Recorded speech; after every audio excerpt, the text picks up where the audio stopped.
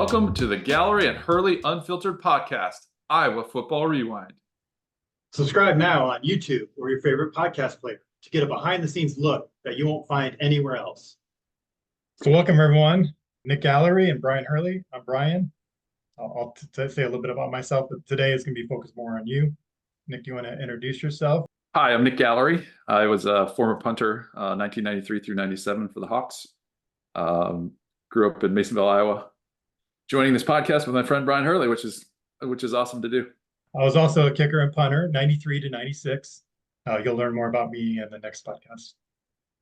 All right, why don't you start us off with your football career in high school, or maybe even before high school. I don't know if you want to go back that far, but what was it like? When did football become important, or when did you think you were good at it? What was the recruiting process? How did you end up at Iowa? How did it go at Iowa? Just remind people kind of your career. And then what happened after that? When did you hang up the cleats for the last time? And ultimately, like, what are you doing now? Yeah, that's a long time ago. Wow. So I started playing football in junior high. I think the first day of practice, they lined up all the kids and they said, we need a punter and a kicker. And so I was, one of the bigger, stronger kids. And so I kicked the ball the farthest, both of those. And that, I guess, started my career in the punting and kicking field. I ended up going to a bunch of camps when I was little or younger because I really wanted to improve my kicking. And so really focused on those two things early on. Played at a really small school in East Buchanan or at East Buchanan in Winthrop, Iowa. So yeah, it was a, field with a cornfield on two sides of it and, 150 kids in the high school and 55 kids in my class, so really small school. Football and wrestling were huge, so we kind of that was kind of the Friday night thing for everyone to do, was watch football games. During the season, you'd see the tractors and the combines, combine in the corn because it was in the fall. So yeah, started out, didn't really excel a lot early. I, didn't play varsity as a freshman or sophomore or any of that. Kind of got to be my junior year, or I guess I'll rewind a little bit. I ended up playing, I think when I really figured out I might be able to do something was we were playing in the state playoffs. And I was a sophomore that year. I think my brother was a senior and we had gone to either quarterfinals or semifinals. And I got to play on kickoff coverage. And so I ran down, made the tackle, and was really excited for that, and kind of, got a taste of playing in front of 12,000 people. It was, one of those things where, the entire county came to see us play, right? So it was like, there was a sign at the edge of town that says, last person out, shut the lights off, kind of thing. And so the neighboring counties came to watch and, got excited around it. And that was kind of amazing. I didn't really get recruited much until my junior year. They were looking at Iowa was looking at another prospect named Darren Krantz, who was a year older than I was, taller kid, 6'7", good athlete. And early in the season, one of the defensive ends got hurt. And so I started out, I think, playing a backup running back, and then I think it was a safety or a defensive back of some sort. And then once that guy got hurt, I got moved around. I was playing tight end, I was playing defensive end, and kind of got plugged in right away, because I needed to kind of fill the hole. There was probably 20 of his kids out at that time. So it was, kind of one of those things like next man up kind of deal. So Coach Elliott was recruiting this other kid, and I think was watching game film, and I was number 3 at the time. So I think he was watching these tapes and he's like, whoa, who's this number 3? And he's playing all over the place. They're moving him all over, and kind of, I think, drew attention to myself at that point. And then that's when the recruiting process started. I also was super interested in going to the Air Force Academy, which I ended up getting all the kind of the sign-offs and everything to do that. And then kind of got recruited by a couple other small schools. University of Northern Iowa was one, and then University of Northern Illinois was kind of the other. was kind of the only interest I had really. The Hawkeyes for the most part were looking, kind of for me to be a walk-on, I think for the longest time. And then, so then basically fast forward, had a, decent career in high school, got some, recognition with all-state awards and some of those other things. So And at kind what of position were you punting or getting it as linebacker, or what was I think kind of a mix. I think punting was, I got, like all-state in punting and maybe kicking. It was hard. I can't remember for sure, but I was doing well as a running back as a senior. I was kicking, I was kicking off. I was kind of doing everything, and so kind of a multi-sport athlete and multi-position athlete at that point as well. So and like I said, it was kind of more just that we didn't have anyone else. So punting, I probably got the most awards, I would say, I guess, if you ask for that way. So fast forward, Iowa recruited me. I remember one of the stories was when I had the coaches come to watch, we ran the ball a lot. I also dropped like 3 passes that night. And so I remember at the end of the game, I was like getting ready for a kickoff coverage. These kids are taking the team and they're like, "You're not going to Iowa." And I was like so frustrated. So I just ran down and leveled this in one of these kids. Like, poor kid just completely knocked him out. But it was one of those deals where I was like, I had good hands and could catch the ball, but just, off night and I guess nerves and whatever else of the situation. I've seen that side of you. Yeah, I believe it. I get frustrated and try to hit people. I'm frustrated. I'm going to take it out on somebody. Yeah. It's like someone's going to get someone's going to pay for this. Yeah. And another great story about the recruiting process was I used to work in the lunchroom at school during my study hall, which was funny because you could I basically put my schedule so I had a study hall during lunch, and then I could go help the ladies out in the lunchroom. We'd make like $5 an hour back then. That was like minimum wage. And we also had what's that? That was a lot of money back then. Yeah, definitely, right? It's like 5 1/4 or whatever it was. And it was great. It's like got free food. We actually had shakes, which is crazy to think about now. There's like, you could buy shakes and like pizza and all that stuff. So I was serving out the food one day, and I was kind of had my head down, wasn't paying attention, and just like, passing it out, not really looking who was going by. And all of a sudden I see this Rose Bowl ring pop in front of my face. And I was like, whoa, wait, what? And so it was actually Coach Elliott who came to the school to say hi and to meet in person, which was pretty cool, and end up, having a lifelong kind of mentorship and friendship with him, which was really, special, really class human being. And ultimately, was the guy I think that pushed it over the edge for me to get a scholarship and to come to Iowa, which was, great. I think he was really in my corner and had done that so far. Was that like a late scholarship offer, or do you remember did you sign with the same class, or did it get added later, or what was the timing of the scholarship? It was a last minute thing. I think they had another kid who was offered in Texas or someplace that they were like, he has to turn it down, then you can get it. Otherwise, it was like, we'll get you like a walk-on experience kind of thing. I think, I don't remember. I think I may have been able to get some sort of scholarship from UNI and then maybe from Northern Iowa. And then last second, Kansas State came through with a punting scholarship, or a scholarship to punt specifically, which at that point I'd already kind of committed to Iowa. So yeah, it was one of those things where I really wanted to fly, and I thought about the Air Force really hard, but they were kind of cutting back on the flight programs at that point. And they were like, I don't know if you are even going to be in the flight program to start. And I was like, I'll make my bed at 4 a.m., perfectly. And I was like, oh, this sounds like a lot more fun going the other direction. So, but still was like, one of those things I was like, curious to see how my life would have been different if I'd have made those other, made that other choice. I kind of went that direction. What was the interest in the Air Force? Where'd that come from? I was in kind of a, I don't know, you want to say it's like a tag program or something like that, Okay.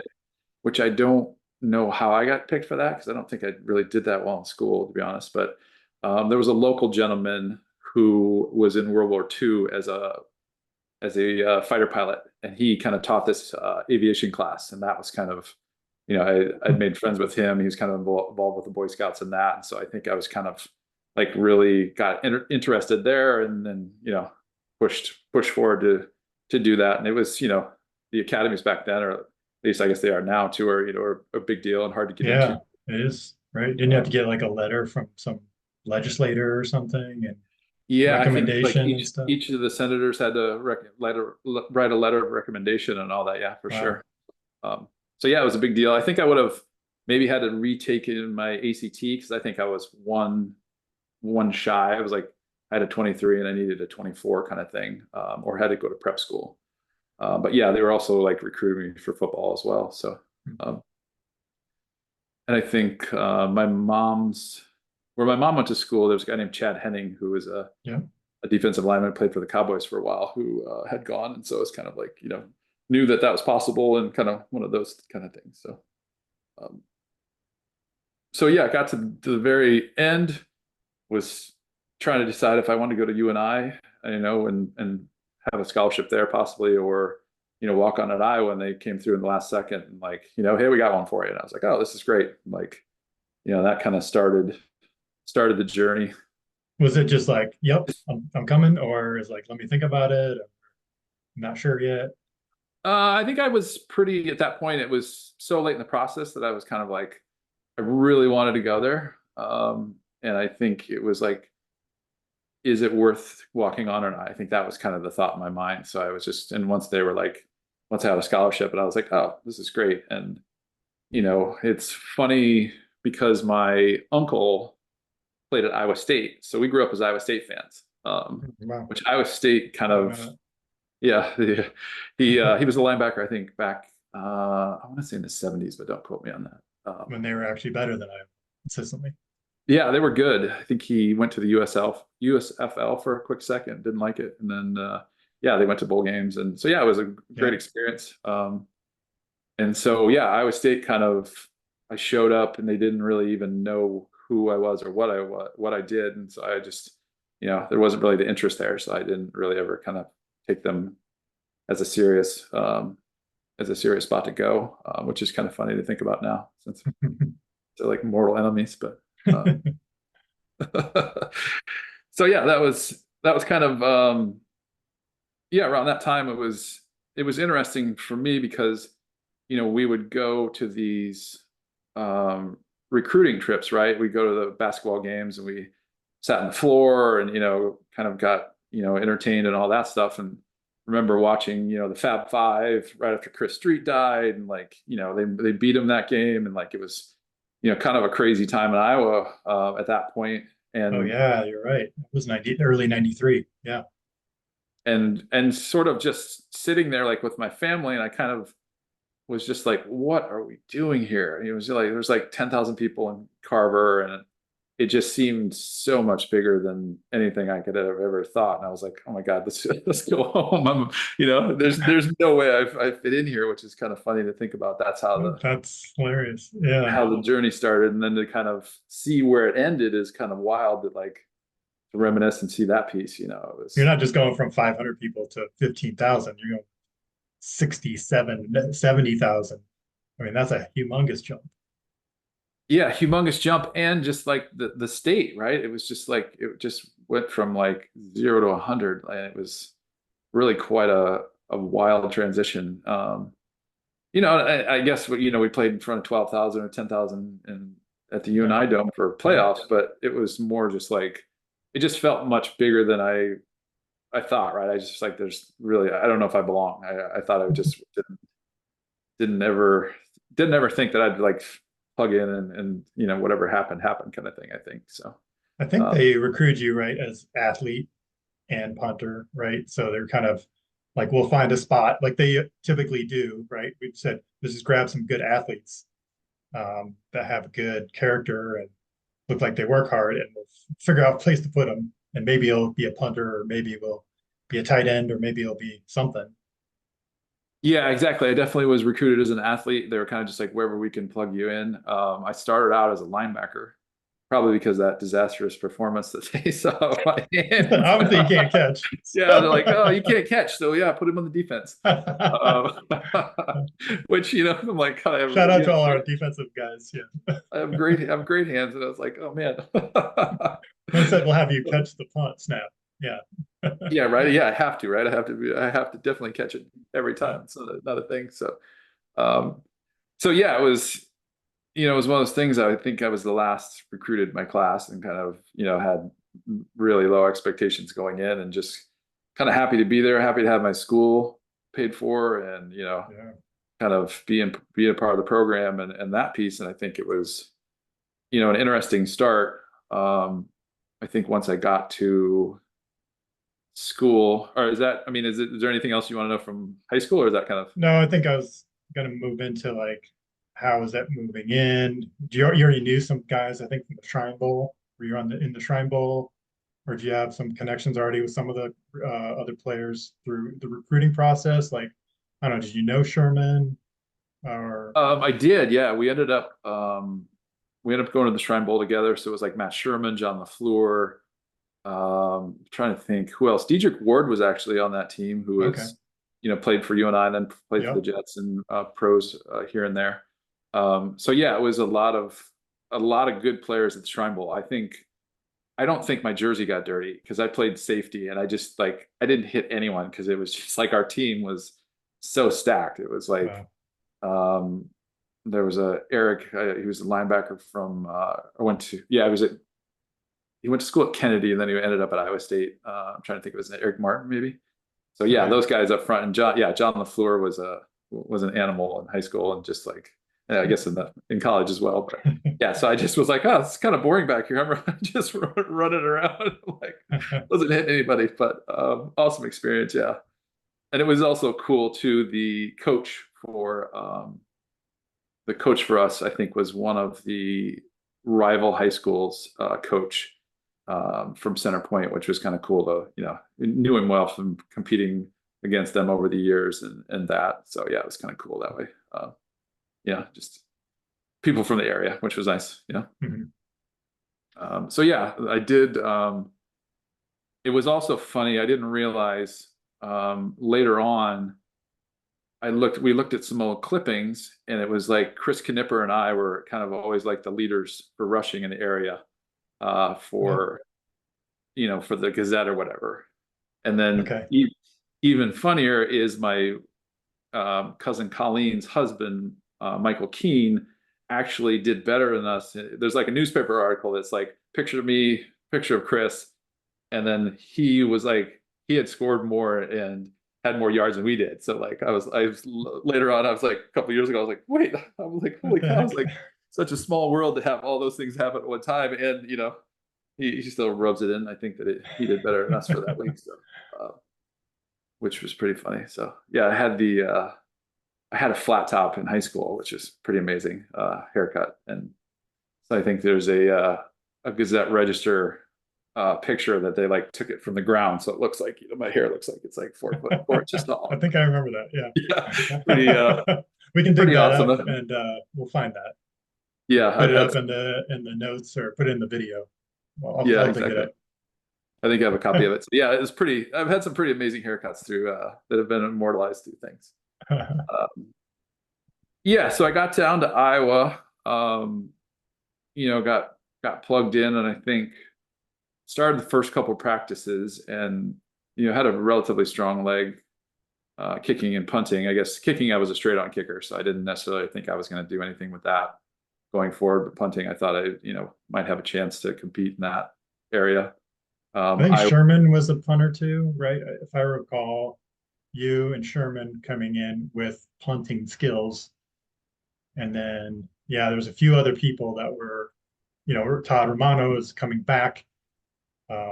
Scott Fisher had graduated, so it was open competition at that point. 93 season.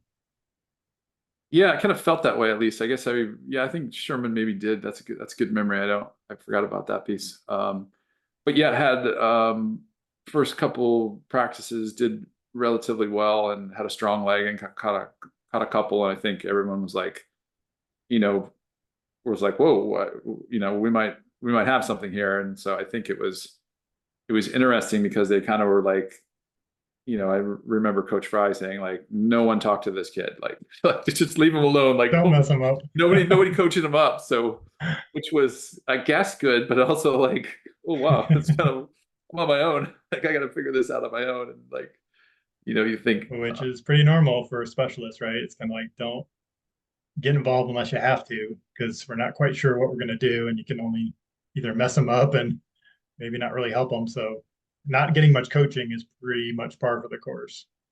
I guess, but to some degree, you're like, it's, like major college football program. You think they'd have some part of that. And that's the interesting thing I think about being a specialist is you're kind of, I guess, you're out on your own and on an island that way, I guess, a bit.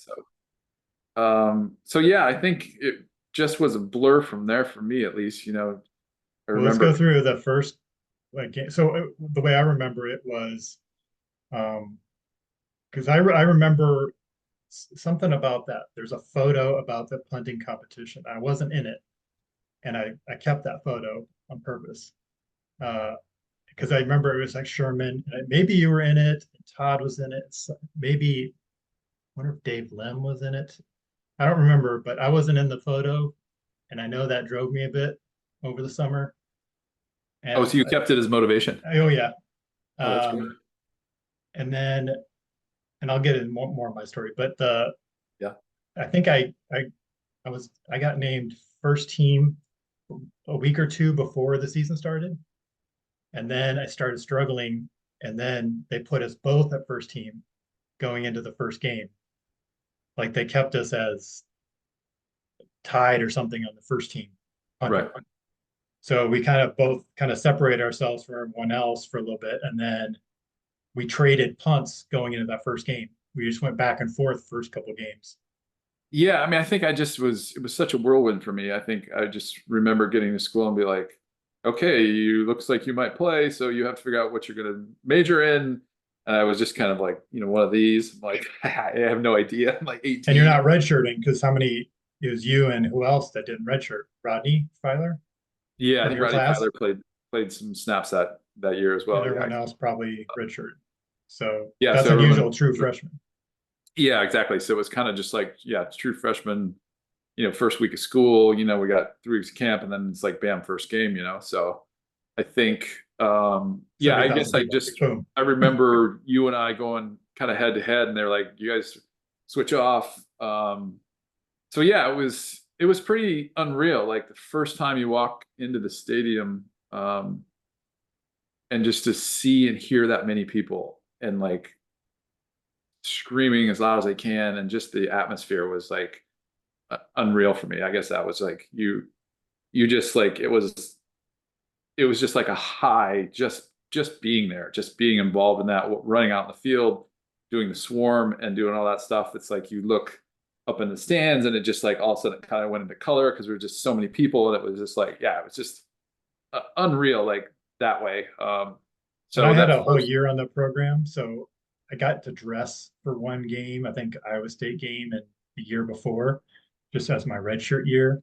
yeah, And so I had at least gone through that once already, but I can't imagine if I had to play in that game. So, going through all that, and then you're in the game. Like I got to go through on the huddle, and go through the swarm, but then I got to stand on the sidelines all game and not have to stress or worry about playing. And so you're just like thrown in there. It's like, lucky. I don't know if I would have handled it as well. Yeah. Yeah, I mean, it was even just like the whole cadence of what happened, right? We'd go up to Cedar Rapids to a hotel and spend the night. And I remember kind of just the police escort into the stadium was amazing. It was like cops are flying by and like blowing through stop signs and like the people are tailgating and it's 8 o'clock in the morning and you're just like, it was kind of unreal. The whole way. Yeah, Sorry, like super excited.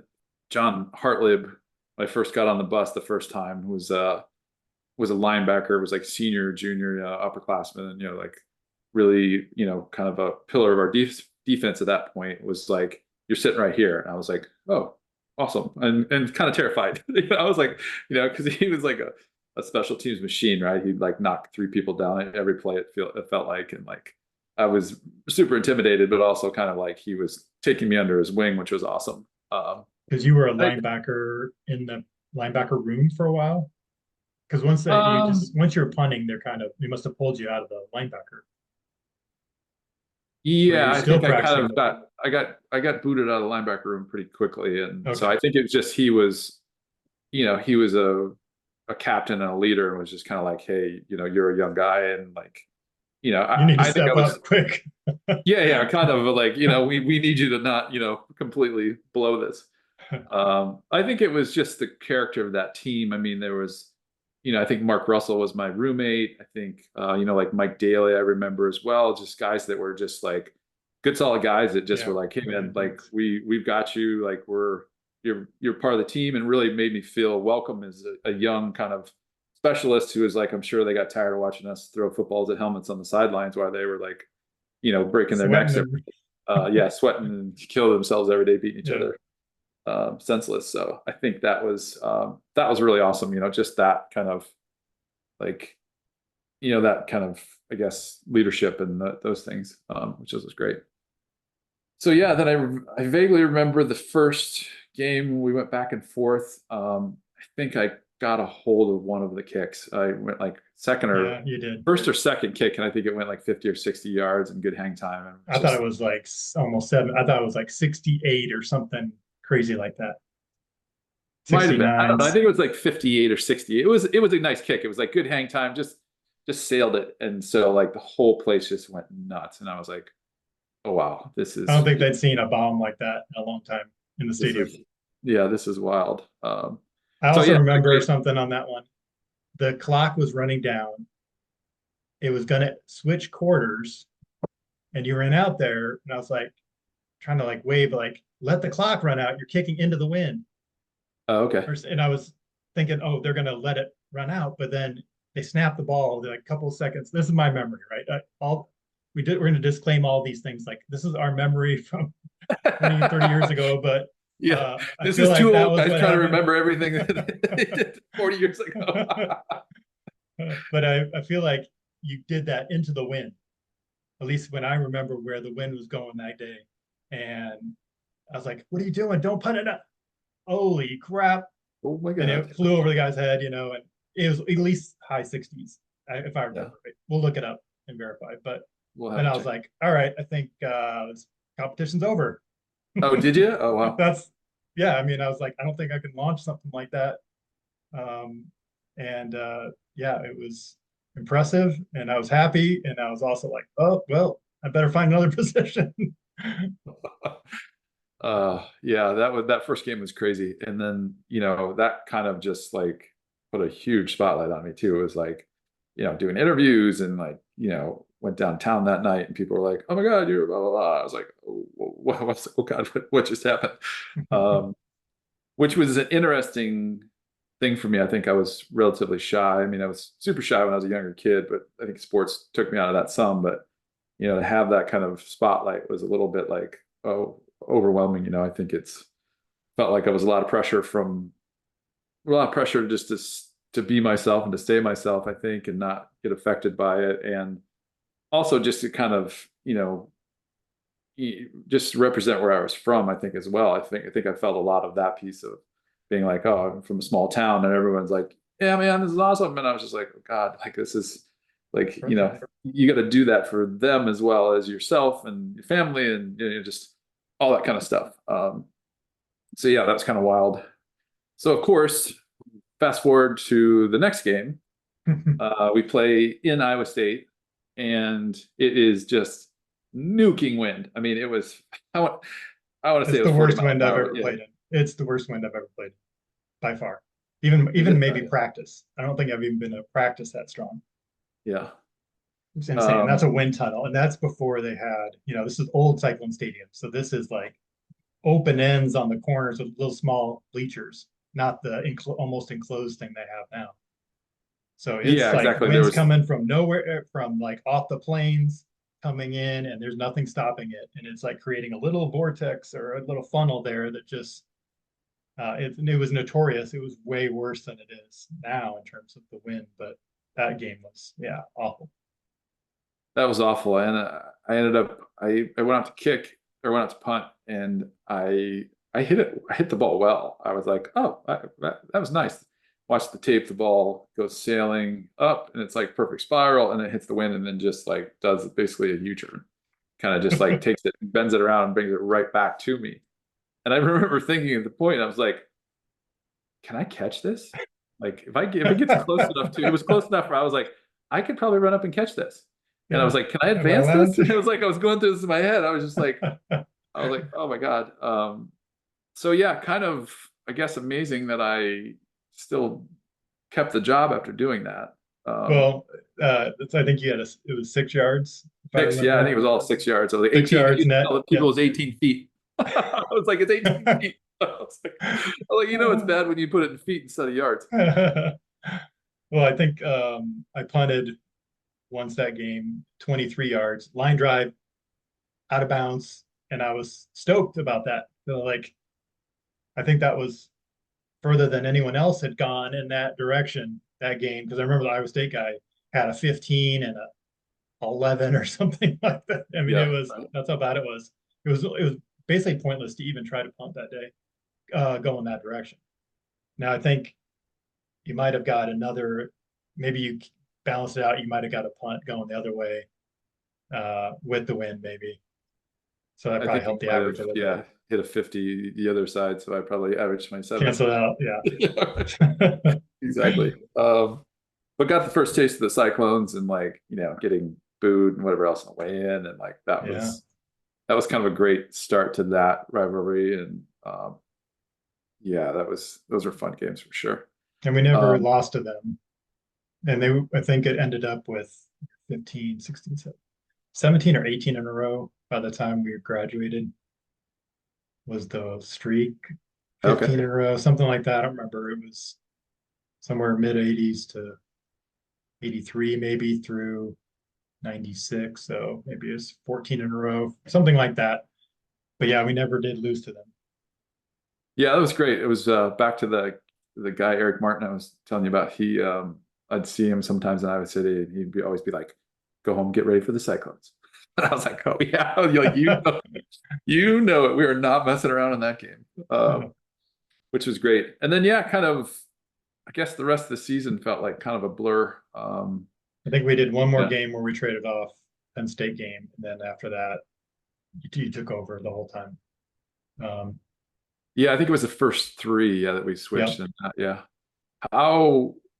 how I guess that had to been a really hard time for you, right? I mean, I guess that's one thing I thought about when we decided to do this was like, I don't know if I would have been as good about it as you, I think, were. Like you were like, constant teammate, and like that piece, I don't, it's like it's strange because we were going head to head, and like, Yeah. we're still friends in that piece. So I think it's a strange dynamic that way. And I don't know if people understand that piece of like the competition sort, but you're still like, there's a friendship, and there's that stuff, or at least for a lot of people it was, right? Yeah. Not I think everyone. that's pretty natural.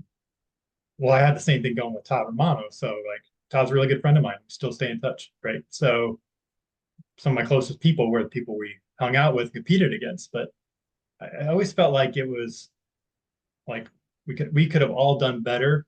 It wasn't necessarily like I'm mad at you for doing well, because I mean we cared that the team did well. And if you're better, like that's going to help us win, then you need to be out there. And if I'm not playing, then it's my fault. I'm not good enough. So Yeah. if you keep it focused on yourself, it's pretty easy, to say like this, unless someone's trying to sabotage you or something. It's all like self, control, that if I want to punt better, it's my responsibility to perform better, not for you to screw up and make it easier for me to play. Like, so I think most of us took that approach. It's just, if I want to play, I better step up my game, Yeah. or not I as guess, I good. mean, that's not always easy to do though, too, right? You're kind of like, competitive thing. You want to do well. Like we all had that drive to kind of be the best that we were, and we done well enough in school before that to do that. So yeah, I think it was yeah, it was Maybe that stuff interesting. coaches, and Fry is like it's got to be a team deal. So, you can be upset about not playing, but I think he was pretty fair. Like, if you're better, we'll play you. Walk on, scholarship. I was a walk on at the time, so they put me out there. They didn't have to. They could have said, "Well, he's not a scholarship guy. Well, let's not bother." But he's like, if he thought I could do it, he'd let me try. So I think they're looking for the best players, and didn't seem very political. It's like, hey, who's going to help us win? So Yeah, I I think that guess. Yeah, makes it fair and more like that you feel like you got a fair shot. You can look yeah. at I guess it speaks to your character. I think that you could have handled it much differently than you did. So I think that's what I'm trying to say. yeah, So maybe just because I grew up in Iowa City and I like the Hawks and I did want him to see us win and be successful. So I was like, hey, if you're punting better, go out there. I mean, the punting was let's take people back too. Like punting after Reggie Roby was not very strong. It was average or maybe below average at times. So I think that's why people got pretty excited after the first game when they saw there was competent punting, maybe or consistent punting, maybe coming through and young guys. at least some bombs here and there. Maybe I don't know Yeah, if at least like it's consistent. Maybe even it's if a it's stretch. we got a couple years to work on the consistency a bit, but at Yeah, least they right. were entertained a little bit. And now you see what's going on with the punting and how prestigious it is in Iowa, because it has to be. It's pretty funny, but because that was not how it was. We were not revered or thought highly of. It's kind of like, I guess we have to deal with these specialists. Um, but now it's just kind of funny to watch. Yeah, that's kind of yeah. Depending, like if the offense is great, then you don't hear much about us. And then some of those years are, I think our offense we were trying to figure it out. We went through a bunch of quarterbacks, and Yeah. had done that. And I think so. Yeah, it was like certain years I gotten a little more publicity and kind of you know notoriety that way. Which yeah, it's funny. It's like, oh, all right, here's our punter. He's one of our better players. And it's like, oh God. Oh no, that's not good. No, yeah. Not better players, but what I mean. Like the just that's what was more focused on in the media part of stuff. So we ended the year at Alamo Bowl, lost to a really good Cal team pretty badly, but did you get any honors?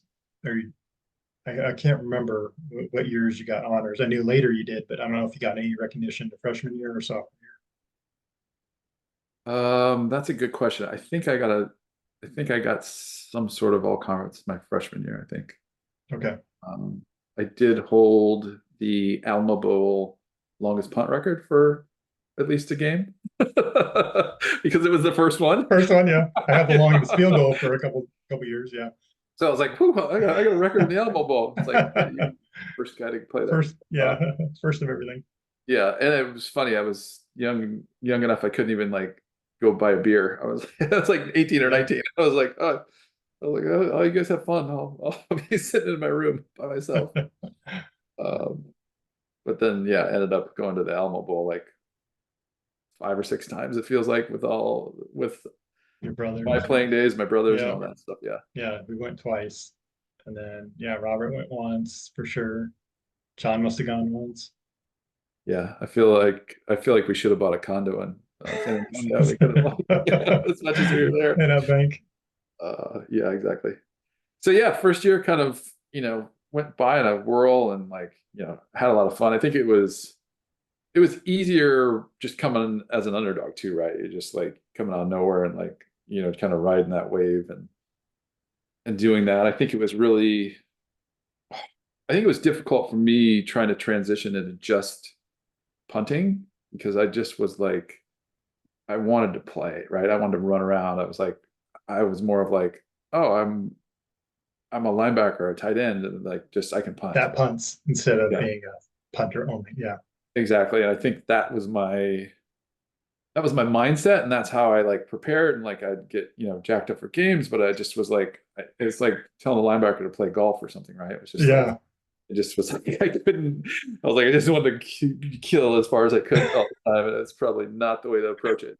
Um, Yeah, wasn't very you did flexible. seem to be like, when I don't know what the right word is like anxious, like I got all this extra energy now, I can't get it out in just punting. I gotta like hit Yeah, somebody get here. someone. Which is funny you said that. You were like, you always said I was like running around in practice, and I was like, yeah, going from like, playing a full game, right? Never coming out of the game to just being like, Yeah, you get 4 plays. And then, if you do poorly on one of those plays, it's like, it's terrible. It's like, man, can't just, go right back in and fix it. Yeah, yeah, exactly. Can't you gotta put more sit with effort. it for 10 minutes, 20 minutes, an hour, 2 hours. Exactly. Yeah. I think it was interesting for me too, because I was like, with the games being on TV, I kind of felt like, oh my God, everybody saw, when I made a mistake. So it was just like, I'm sure they weren't paying attention that closely, but it felt that way. And I think to, yeah, have that like feeling of like, oh my God, a bunch of people saw that and this is terrible kind of thing, I think was not an easy thing to kind of, deal with. I think also like I wasn't as great with the, someone just like pop a microphone in your face and you're like, start talking. I was like, oh God, this is uncomfortable. Like, it's like it's a skill. And I was like, why didn't they teach us, some media training? Yeah, I don't think we got any kind of training like that, which is surprising. It's kind of just like, oh, you probably figure it out. But would have been a little nice to maybe get a little a coach or something to on that part of it, just to be able to like, this is what they're trying to look for, and try to reiterate some things on your question, and take your time. Yeah, something like that. Maybe they did. I just don't remember. But I don't think so. Yeah, yeah, I wasn't as bad as like Troy Davis, who, from Iowa State, who could, barely talk. You could barely understand the guy, but yeah, it was one of those things where I was like, yeah, this is a harder thing for me to figure out, I guess, or uncomfortable at least, to say the least. yeah, Um, so yeah, that was kind of the end of the first year. You want to talk about the second, or where do you want to go from there? yeah. Let's go on, and we won't go through every game, but yeah, anything you remember on the '94 season? Um, That year, I did not play as well. I think I was relatively close to losing my position at some point. I think I'd had kind of a rough start, and hadn't, had the start that I'd had the year before, the consistency and kind of. the only time I that I remember, because I would have been your competition probably, was for Romano, but you got hurt one time in preseason. I don't know if that was the second year or third year, but then That it was was the like third year. Yeah. third year. Okay. Third or I fourth don't year. Yeah. remember the '94 being that close. So if you Yeah. thought you weren't doing well, I never felt like I was going to overtake you that year. Oh yeah. No, I think So I just was like, I think I started off. I just was not hadn't started off as hot, and like, was a little more frustrated. I think one of those games I came off after I'd kicked a bad kick and kicked a bleacher, which, was really stupid. mhm. As Like a one of punter. those benches. I was just like blasted the bench, and I was like, luckily I didn't break my foot. Oh man. Yeah. Um, I remember talking to I think his name was Rick Coleman, was a reporter for the Gazette or whoever, and he was like, oh man, KWL. yeah, yeah. He was like, oh man, I was up top the press box, and I could hear that. I was like, you're lucky you didn't hurt yourself. So yeah, kind of, got through the second year. I think it was harder to kind of sustain, the focus and some of those other things, like, things that calmed down a bit. It was like, more into a rhythm and that type stuff, and just trying to figure out like how to transition in that way of, just playing less, and like how to stay involved and how to prepare, and those type things. But yeah, that was kind of the second year. We I did think just, that year was we went to Penn State and their undefeated team. I think they ended up being undefeated, I believe. And we got trounced very badly. We'll look up the score, but then we went the next week out to Oregon, who was okay, but then they ended up, after beating us that game, went on a roll in the conference, and they Then they both played each other in the Rose Bowl that year.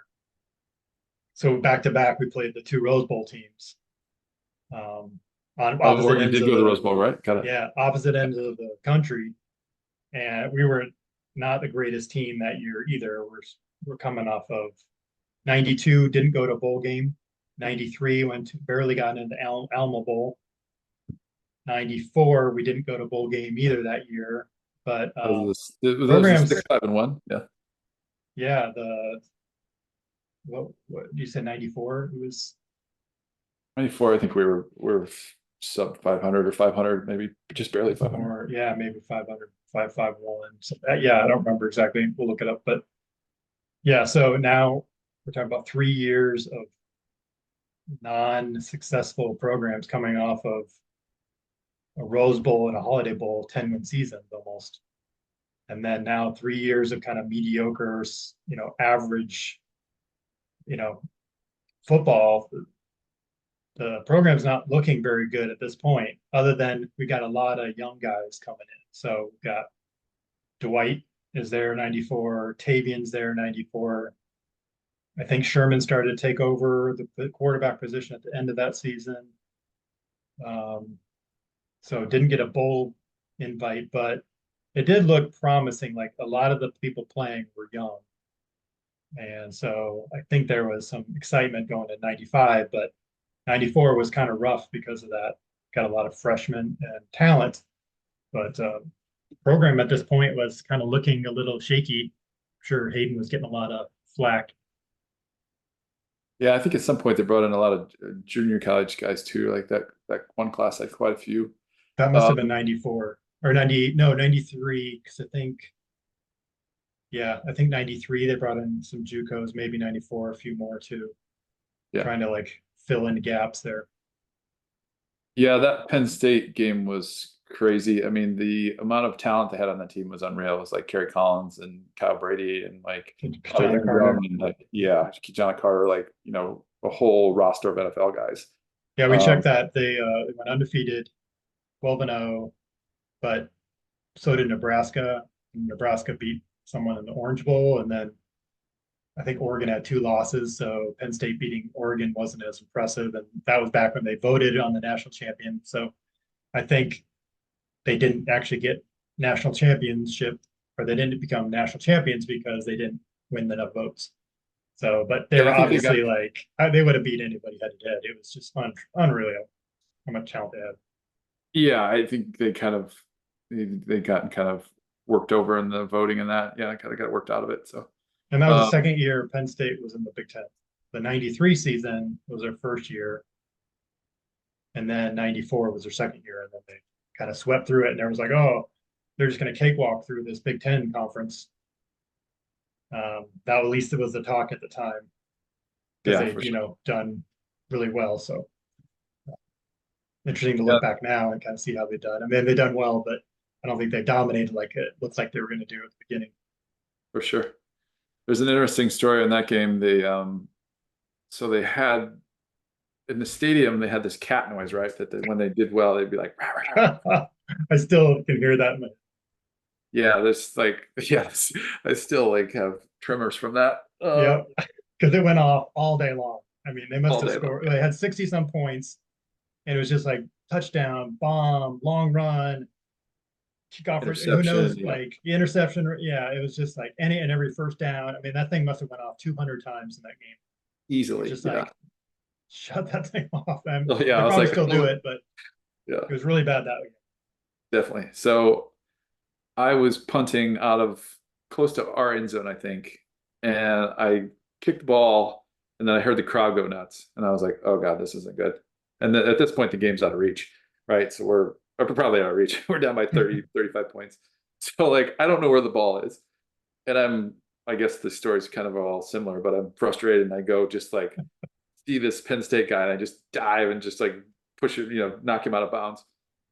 And so the next day in the newspaper, somebody shows me this and they're like, "What were you doing on this play?" And so I'm Supermaning this guy right here on the balls. They're laying on the ground right next to me. And I was like, I don't know. I couldn't find the ball. I needed to do something. Slice in that clip so you can see it on the video. It doesn't look as bad on the video. Because I think whether you recovered or not, like it wouldn't matter. It was probably in the end zone or near the goal line. Yeah. So, There was nothing material in the game, but it just no. looked really bad that I was kind of like going somewhere else other than where the ball was. Like, what's that guy doing? And pretty cool picture too, if I remember right, because it was just like I was almost like a Superman just flying, just like knocking this kid out of bounds. All right, we'll look for that photo too. Post that. So yeah, and then I think the other interesting story about that season was I think we played, and I could be wrong in the season, but we played up in Ann Arbor against Michigan. So, it's 105,000. There's CBS game. Is that the 93 or 90? I think that was 94. 90. I think 93. I can look it up here. One of those is at home and at the road. Yeah. Anyway, so I'm warming up on the sidelines and it's like a CBS game, right? It's like, they were highly ranked. I think we had a decent team, but we were not as, I think they were highly favored, big Saturday game. This is at Michigan? It was, yeah. Yeah, so they're 8th ranked and we're there at 93. Oh, it was 93, so I was a freshman. Yeah. Okay, so this, I guess, back to the freshman year where I was warming up right before the game. They got like the balls teed up, they're ready to do the kickoff. I don't know if that was you or who would have been doing that. Would have been Todd. Todd. I think. Yeah, and so I didn't realize that someone had put a ball on top of the net that the kickers kick into, right? The kickers kind of have this weird shaped net thing that you punt in the sidelines to stay warm. And so I kick the ball and hear this weird thump, and I see another ball go flying up over in front of where the guys are getting ready to start running on the kickoff. And I was like, oh God. And so I turned around and just kind of like, oh, nothing to see here. So of course they stopped the game, get the ball, and then they're kind of, it went by without a hitch, but it was a little bit embarrassing. And I was like, oh, nobody saw that. Which is so someone left it on top of the. Yeah, they just kind of threw it on top of the net to store it there or whatever. It just was like, perfect timing to be like right as the game's all teed up, TV, the whole 9 yards. And I'm just like, oh my God. Like, actually, that would have been later in 93. I might have kicked off that game. But if that was the beginning of the game, there was something funky about that. Because now that I remember, I feel like there's something about I was ready to go and that I either started early or they whistled something down. Yeah, that was me. Okay, that was it. That was me. That was me. I was like, oh, and I was young, so I was like, oh God, whoa, I that wasn't me. What's gonna happen? I didn't know. Walk away. Yeah, just like turn and walk away. Nothing to see here, folks. And then I think the other story early in my career was we played at Illinois, which was probably maybe it was that second year then too. Maybe that was the second year, my sophomore year. Anyway, we played at Illinois and we had like a bunch of quarterbacks go down. We kind of, had, that was the second year. Yeah. Matt Ide, we had Jefferson Bates, we had like, I don't know if Driscoll was in there. Like there was 3 or 4 guys that he had already been hurt, I think. And then we were on 5th string by that time. Yeah, we're on like 5th string. Jefferson Bates is in the game. We had put in this formation earlier in the week where there was like 3 tight end set. So I was a tight end. I weigh like 240 pounds, pretty skinny and like hadn't really blocked anybody to speak of. Were we down on tight ends too?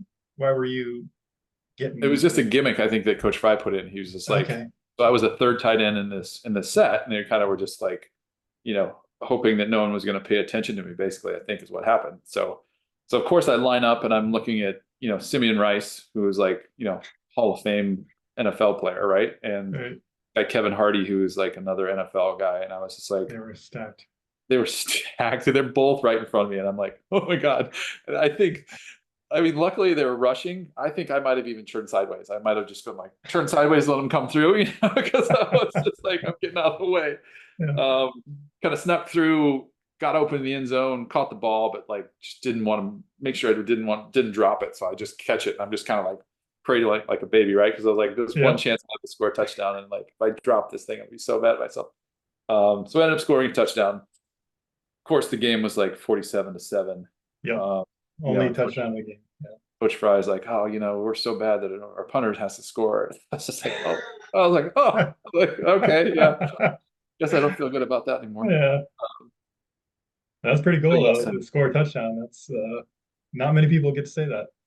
yeah, Especially a so punter. I've Especially a got punter. one. I've got one in the books, Yeah. which is interesting because I think later on, after I was done playing, Hayden said something of fact that I was with one of my friends and we met him or saw him at one of the games in Kansas City or something, and he was like, "Oh, Nick could have been an All-American tight end if we'd let him play." So I have a feeling he was blowing a little smoke my way, but it was at least good to hear that he understood that I wanted to play and Want to do more. Yeah, no, I think you definitely could have. I mean, like you were in the mold of a lot of the good tight ends, like athletic guy that could run and also block and strong. And yeah, I mean, that's not far-fetched if you had to concentrate on tight end. yeah, it would have been an interesting like journey that way, I guess. Yeah, I mean, I think in high school I was a running back more, so I might have been better as like a fullback or an H back kind of thing where I could block on the move. Yeah, I don't know how good I was blocking, from standing up or even that piece, but yeah, I could run decently well in that. So I felt like at some point in my career, I was kind of like, hey, let me play, and they, did their best to stifle that because they didn't want me to get Yeah. hurt. And then, got to play, I think 6 games of kickoff return, Really? my I junior don't year. remember that. Okay. Yeah. So I think it was probably terrible at it and just like wanted to knock people out. I got out there.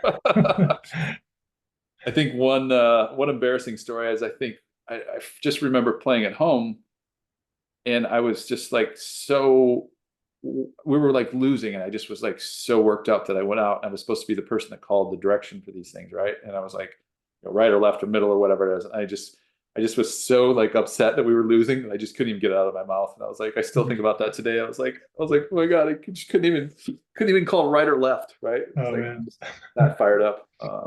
Just funny to think about now, but So when were you so the whole time you were practicing with tight ends or like because then that 95 season, third year, you got hurt, you twisted your ankle or something, but then you still were practicing like because did you go to them and say like, hey, I still want to play other positions and I want to be on the field more and I can do both and or they were just like, we need you to, how did that work with, because at some point they kind of pulled you back because they were worried that like you got to punt too because you're all conference and we can't get you hurt. And so how was that? How did that work with like you working with your position coach, or was it you trying to get on the field more in other capacities, or were they asking you to jump in? they were not asking me to jump in. I was the one that was like, I really want to play. I would like want to get on the field. I I think my first couple years, I was like, I knew I wasn't physically gifted enough, or there was guys that were better than I was that could have played. By the time I got to be a junior, senior, Yeah, I you was got like, Slutzker, I can, Bryce, yeah, Russell, yeah, had some great tight ends, and Whitaker. even the younger guys were great. So I think I just wanted to contribute more, and I was like wanting to get on the field more, and I was like hounding them, right? They probably got tired of me coming to them and being like, put me in, put me in, put me in. I mean, it's just Okay. like, just would really wanted to do that. So I think that was kind of a compromise of like, they let me play, 5 or 6 games of kickoff return. And then I think I twisted my ankle in practice one time. And that was probably when the thing you remember about the start of that season, I think maybe is when that happened. Yeah. So Yeah, because it took you a little while to recover, and I was like, I might have to punt if you can't get healed up in time. And I think at that time I was kicking too. Let me think, 95. Yeah, I was starting kicker. And I was like, I'm gonna have to do both if you don't get healed here pretty yeah, quick. right. Like, I mean, Uh, I'll do it, but I prefer not to. And that's a lot just to do one of those positions. yeah, so I think I kind of that season I definitely nursed a sprained ankle, like a pretty good high ankle sprain for a while. And punted. And, I don't know if that was a year that I'd gotten. My average was up towards the top for the country, but I think I just missed the cutoff for minimum number of punts because you were doing the pooch kicks for me. And so I was wondering when we started doing that, if that was that season or not. Yeah, I would do some of the pooch punting when we were close. Yeah, it was interesting. Yeah, you did the pooch punting, and then Driscoll or whoever did the holding. So I kind of a couple other things I probably should have, been involved in, but didn't necessarily want me to do that. So yeah, then I think ended up my career and had a lot of fun. Played all 4 years and was like lucky to have the chance. Kind of came along at the right time to have an opportunity where they were looking for someone to do decently well, and was able to step in and do that.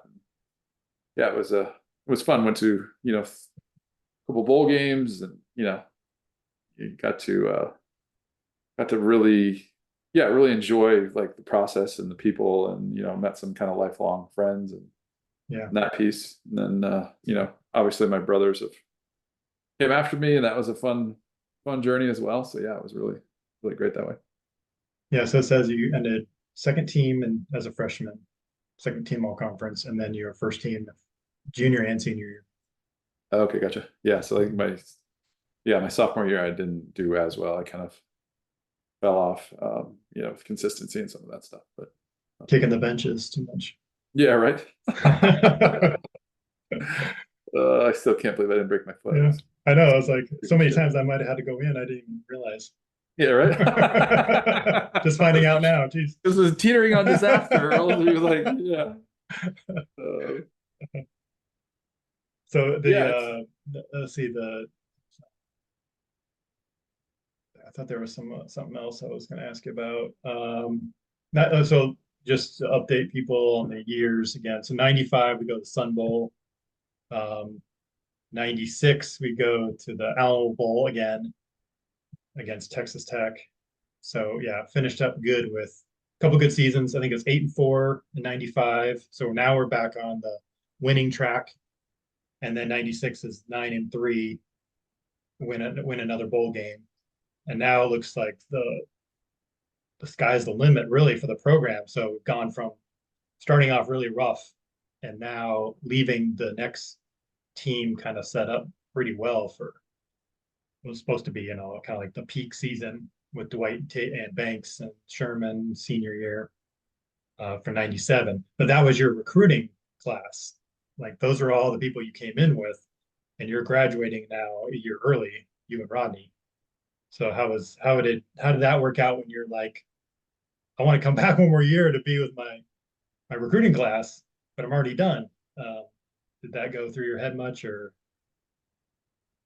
Yeah, I think it was a weird transition for me because, especially, early on, the guys were going out and they were like kind of making these bonds, being home or whatever when, we'd go away in the away games, and I kind of didn't fit in either box, right? I was like the young guy that wasn't hanging out with the older guys. And so, yeah, it was a little bit, I think, it was a little bit lonely to be honest that way, just, kind of being like, well, I don't fit here.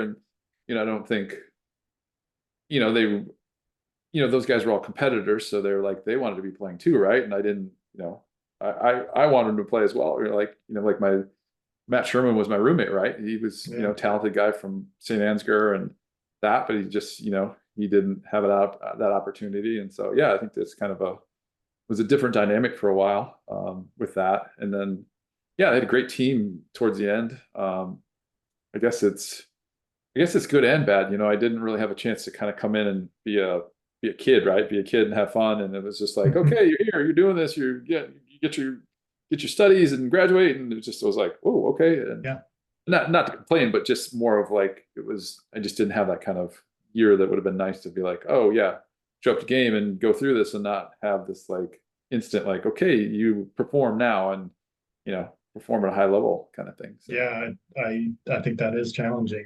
I think that redshirt year I took in 92 was really helpful. I wasn't ready to play anyways. It's not like I was competing for any job. I was developing, and that year did help a lot. And then you're getting into school too, right? So you got that dynamic. So I mean, that's why I think for a while they didn't even let freshmen play, because it's like this just too much you're throwing at them. Let them get settled, and then sophomore year you can now play. And that was maybe in the 70s. And then For they sure. changed that later, but they did that for a reason, right? Because it is a challenge. And the physical aspect too, right? I mean, the Yeah. majority of kids aren't, Rodney Filer was a specimen. Beast. So he came in looking like he was a fifth year senior, like, super athletic and strong, big, and all those things. Yeah, Yeah. for sure. It was interesting when I came on one of my recruiting trips. We went out, and I think I met one of the other players, and he was like, "Oh, here, check out my Rose Bowl ring." And I was like, "Oh," and I put it on, and it fit perfectly. And I was like, "Oh my God, I could get for these things." So that was kind of a little bit of a downer that, we were the first class that hadn't really, with Hayden, to get a ring that way. I think. Yeah, he said every up to that point, anyone who has been there 4 years had gotten a Rose Bowl because he Okay. took the team in 81, 85, 90, and then it would have been 94, 95. So we thought 95's got to be the year to get everyone that next chance. And that didn't happen. And then, okay, 96, this is the year. Because we had a really good team going into it. And I thought for sure, like I was convinced we were going to win that year, even though I know there was some really good teams. Ohio State, I think, ended up going that year. They were stacked too. You didn't know how good they were until we played them. But that 96 team, I think that was 96 as well. They went. Was that Michigan? Anyways, so yeah, that was a disappointment that we kind of broke the streak that they had for at least getting to the Rose Bowl every 4 years or 5 years. Yeah, definitely. And I go back and I met some of the Ohio State guys when I was trying to play after college, and they just laughed. They were like, "Yeah, we knew you guys' plays before you pretty much did." It's like, like the Y under X in. They're like, tight end goes under, we just sat in the middle and waited for the ball. And like they had like 5 picks that game, or 4 or 5 picks, I think, because they just we'd run a lot of the same things, quite a bit. So it was interesting. I think back to Ohio State, I think we were playing at home, and I punted one time, going, I think, towards the bubble or whatever. And I was like, "Oh my God, this is the best kick I've ever had." Like, I just felt it. I was like, "This is going to be gone." I'm like, it would have gone 2 miles, I think, if it hadn't gotten blocked, which was crazy because it got blocked. And I was kind of like, oh God. I was like, what? I would have been curious to see how far that thing would have gone. Yeah. When you like, it was just like felt perfect swing, perfect everything. And I was like, this will be. Yeah, you long. know it when it comes off. Yeah, I could just feel it. And I was like, yeah. And then I was like, oh, I think Jed or somebody missed the block, they kind of, my roommate. We'll get Jed on joke around it, like, sorry, dude. Get his perspective on it. Yeah, he's like, "Sorry, man." I was like, "Oh, there." You don't realize how awesome of a kick. You're like, yeah, that was the best ever. It's just funny. One of the other funny stories I recall is we used to take the recruits, right, out for recruiting trips, and we take them to the basketball games and that. So one night I've got a recruit in town, and I'm like standing on the floor at Carver, right? You got like the first row that we were sitting on, and you kind of like, you step up onto the it's like right at the edge of the wooden floor, right, for the basketball court. And so Herky comes hauling down the sideline, right? And like, I am not ready for it, but Herky run and jumps and like bear hugs me, like puts his legs around my waist, and I like grab him like this and almost go completely over backwards, right? Coming to find out, I was one of my friends, and I was like, oh my God, I almost completely just like toppled over the back of these seats, but luckily I like dug my feet in. I was like able to. Oh my gosh! Handle it. Kind of scared You can see his head coming off, and yeah, it would have been a complete ensued. Complete disaster. Yeah, it was just like he's laughing. It's like, "Oh, what's up?" And I was like, "Oh my God!" I was like, "What are you doing? Oh my God. You're gonna kill me." which was funny. Yeah, you don't prepare yourself like, oh, here comes Herky. Let me brace myself for impact. yeah. It's like I was like, wasn't expecting someone to jump on Yeah. me in the mid halftime of the game or whatever. Yeah, I think like that, like you said, that last season we had a really good team, and I probably our best shot at doing well. I think we like gave up like what 3 games or whatever it was, but I mean, the Tulsa game was a debacle. Of course, that was the one that we should never have lost, but hats off to them. They beat us fair and square. We did fly down that the day of the game, and that was mentioned many times in the newspaper clippings that they thought that was a complete disrespect, that we were just going to waltz in there, beat them, and fly back. And they're like, they took it personally, and also it felt, if we felt off that game and just felt like sluggish. And I don't know if it was the food or if it was the plane or all that, but it just felt like off that whole night. And it just seemed like nothing could, like we couldn't connect on passes, and it's like we had all kinds of chances to move the ball and score, and we couldn't get in the end zone, and it just everything just felt off that night. That's what sports is about, right? Just sometimes things don't go your way, and everything lines up in the wrong direction. for sure. I think having a steak like at 1 o'clock and then playing at 3 or whatever it was probably the major factor. It was like I was like, oh my God, I was like, did they serve us turkey dinner or something? oh yeah, this Man. full on steak. I was like, I even remember being like, oh my God, man, I need to take a nap right now. Yeah. Good. It's like trying to digest like a half a side of beef kind of thing. Maybe some logistic mistakes made that day, but I think Fry said that, well, he won't do that again. So that game got away from us, but then we lost to Ohio State at home after getting destroyed by them on the road the year before. We came back and played them pretty competitively, and Dwight he tried to win it by himself with punt returns and stuff and had some pretty good highlights. But I think we still lost 38, 24, 26, something like that. So it was more competitive. And then we lost to Northwestern, who still had a good team. What year did they go to the Rose Bowl? Was that 95? I think they went in 95. It was 95. Yeah. That was their Rose Bowl year. That's right. So Penn State 94, Northwestern 95, and then they had another good team 96. They came into Kinnick and beat us pretty soundly. And again, a team we should have beat them the 95 season on the road there. They forced a fumble at the end of the game as we were driving down to score. But a team that's, they had a lot of things go their way for the first time in decades. But yeah, definitely. That team was kind of came out of nowhere. So yeah, I think we were definitely one of the top teams in the conference that year, but just couldn't get over the hurdle and make it to Pasadena, unfortunately. Yeah, to talk about the Ohio State game there, that was an impressive place to play. I remember it being so loud that the sound was bouncing off the sound. Like we're about in the 5-yard line, and it just was like reverberating in that place. More than even the Penn State, because they're similar size like stadiums that kind of very tall, and it traps that sound in there. But it did seem worse in Ohio State. Like just like kept it in there even more. Yeah, for sure. Just like really, really tough place to play. And I think I had a punt go over my head that game. That's right. I knew there was something with both times we played Ohio State, something with the punt. Dodged or snap go over my head and then dodged the guy to not get tackled in the end zone. And then I got it off, but it only went like 6 yards. But another 6-yarder. It was the safe. Yeah, I was like, all that for 6 yards. Pretty impressive that you get all conference after 2 6-yard punts.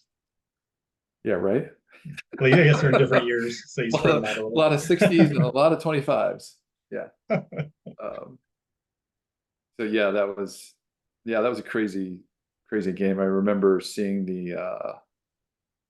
there's a picture in the newspaper of like 4 or 5 of us, like yep. Heads down, has towels over. It's just like, oh God.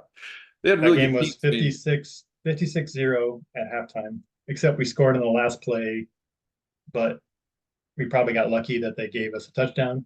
Probably felt sorry because I think the replay might have showed that we didn't quite get in. But it's 56-7 at halftime. That's how brutal that game was. And they were good, but we weren't that bad. They were, I But mean, they had a lot of good players. they Then were half stacked. the guys are left early and went to the NFL, and then the other Yeah, half. it's like Hoying and Terry Glenn and Eddie George. Big Daddy Wilkinson, Yeah. Oh yeah. linebackers. Like, yeah, it was a stacked. Yeah, Eddie George like ran for like some big record that day. Like, Yeah. chanting Oh, his yeah. name. I was like, what are we doing here? We fought back a little bit. I think it was 56-35 final. But it was, Yeah. I mean, I've never that was even worse than the Penn State loss the year before, which felt like the worst game I've ever been in. That one got toppled by that Ohio State game because he just felt like, I don't know if we're even going to get first down. I don't know if we're even going to move the ball. I don't know if they're going to stop scoring. If they're going to get 100 points on us, they're on track for it. I mean, that would have been embarrassing if you lose 100 something, give up 100 points. Just they were on track for that. It just felt demoralizing. Luckily, they put in their subs, and then we kind of could Put in move the the ball subs a little early. bit. Yeah. So yeah, that's the only reason it was even close. Yeah. Put in the subs for sure. But I was proud that like the next year we were competitive and almost beat them. Like that's how much a one season difference and home and away, like it can sway that momentum like that. Maybe we figured out that they knew our plays and we changed some things up second year. But yeah, that's humbling to say the least. Yeah,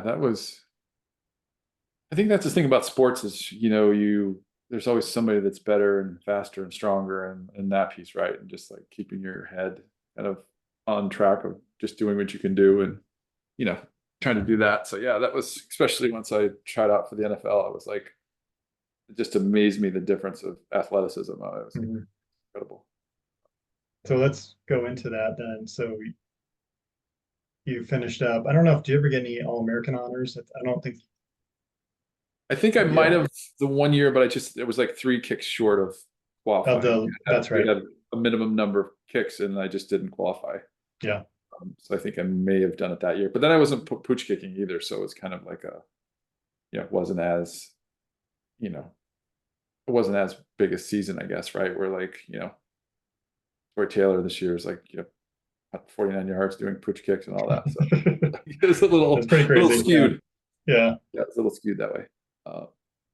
So you get, so how does, tell us how that process was for you going into the NFL, workouts, pro days, teams, what happened on draft day, how'd that all pan out? Because you had a little bit of a wait. Yeah, I wasn't really touted highly at all coming out of college. I mean, I think I was on people's radar, but I just, I hadn't held for kicks. I didn't kick off and I didn't really do pooch kicks. So I think people are kind of like, I remember you were practicing holding going into that because I think you were working with me a little bit. Or you holding for me while I was practicing and doing some stuff. So yeah, I remember that you were trying to become more multi-skilled in what other punters were doing in the NFL. Yeah, exactly. And then I made the kind of critical error of like messing with my steps. I saw that a lot of the guys in the NFL were 3-step punters and I was a 2-step. And so I kind of switched my steps up, which I think ultimately kind of, was the nail in the coffin for me to some degree. Cause I just, wasn't as consistent and, couldn't get the ball off as quickly as, as what I had in the past. So yeah, it was kind of pretty uneventful. We did the pro days. Didn't go I don't to know if combine. anyone really came out to watch us on the pro days. I think maybe I you don't had think so. I mean, I think people were just like generally there. There wasn't anything specific and like, didn't go anywhere for visits or that. So yeah, kind of not a lot of fanfare there. It's funny. You're kind of the shortest and the lightest and the slowest at those things, right? It's like, you're like, oh, you're 6'3" and a half. And I was like, oh, really? That's not cool. Yeah. So yeah, that was yeah. So draft day came and went both days. Wasn't really expecting anything. If it would have been late rounds, but that kind of Yeah. was I don't think a reasonable thought at that point. And then I think had maybe one or two free agent offers. So yeah, signed with the Chiefs after that. And Who was then, the other team? Do you remember? yeah, I don't remember. Maybe it was just the Chiefs. I don't. Yeah, I don't recall, to be honest. So it was at least the Chiefs and maybe one other, or there was like a maybe or whatever. So I think it was kind of the Chiefs. Chiefs were the. Did you have any? Did you have anyone else come in? Because I'll tell you my perspective. Because um, you did have the Giants guy come in. John blank on his name. Flaherty? Yeah, Larry McDuff. So he came Oh, in and worked us both out. You let me participate, and that's how he met me and later signed me. But I remember that I had signed with the Giants, and they were the only ones that even knew much about me, I think. And then for some reason, I remember like you weren't signed yet, and I was like, wait, that's not right. How are you not signed yet? How did I stumble into the one team that actually saw me kind of work out, and you're not signed yet? So I was like, you better better get on a team somehow. That would be totally bad situation if somehow you weren't in camp, at least in camp somewhere. yeah, right. So I think that there was a delay there of a couple of days. I was like, oh shit, maybe Nick's not going to get signed. Uh-oh. Yeah, right. Yeah, so I think it was, I think I shouldn't have changed my steps up. That really kind of messed me up. I went to You did camp. that before um, combines and before the draft. Yeah, exactly. Kind of in that Okay. period, Okay. kind of switched over, and I wish someone would have been like, well, why are you doing this? I think ultimately kind of, sealed the fate early. And I think also I kind of, yeah, I had a great chance, I think, to make the team at the Chiefs. It was a great organization. Went in and played a couple preseason games. I think had maybe one kick that wasn't great. But yeah, I went to camp with them, got Did you released. think you're going to get signed?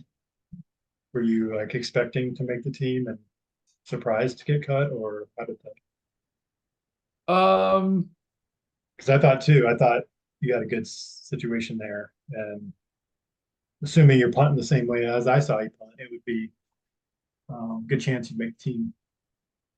yeah, I mean, I don't think I did as well because of the footwork thing. And so I think that was part of it. And I guess when I mean, I got a knock on the door at 6 a.m. when I was in camp, and my roommate's like, "Who is it?" I was like, I'm going home." He's like, "Oh, they wouldn't do that." I was like, I was home by like 9 o'clock that morning. My parents were like, Oh, "What are wow. you doing here?" So That I was think the it was third, just, like the first round of major cuts after like the third week in preseason. yeah, I Was think that so. Or the yeah, time? Okay. You didn't it was, make it to like the last week where they do the final um, cuts, was it? yeah, I'm not positive on that. So I was there Okay. a decent amount of time, but I just kind of think they were, it was just a little more or less inconsistent than more inconsistent than I should have been at that point. So I think I wasn't feeling great about it. I think um, it was one of those scenarios. I think that was like there's just so much time being a punter in the NFL. It was kind of like, okay, you practice for 15 minutes, then you just have the rest of the day to do whatever. And so I don't think I managed that part well. And I don't think I think I never caught on to the mental aspect of being a punter, of being like, Yeah, you don't I have classes to go to.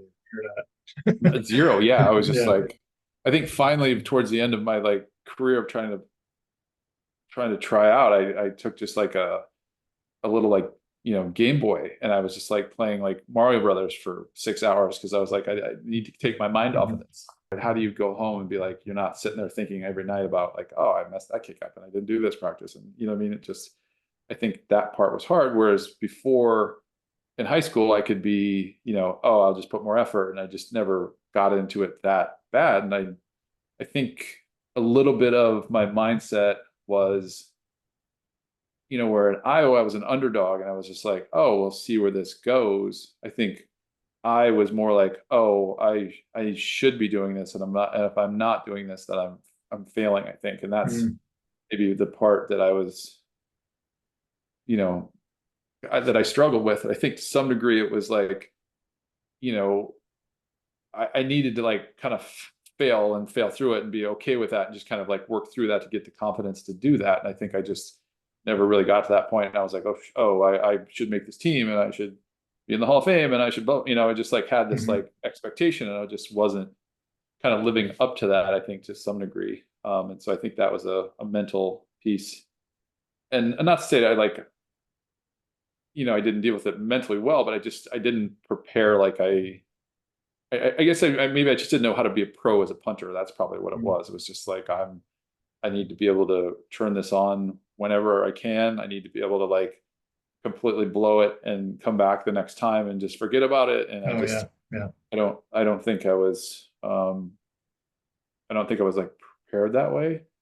And I think looking back, it was kind of a scenario of like, I think I didn't have anyone to like see them do that. So I think to go back to high school, I think there was like a part where just like I was just doing things on my own that no one else had done. And it wasn't like, oh, I'm seeing someone else do this and I know I can do it. And I just was kind of blazing the trail to some degree. And like I was just kind of, trying to feel my way through it and didn't necessarily always get that done the correct way or, kind of do the things that maybe someone who was, experienced it would have been like, hey man, that's probably not a great idea, or you should do this or do that, or work on these things. And I think that's an interesting piece, with sports because, I had a track coach in high school who, when we first went out as freshmen, or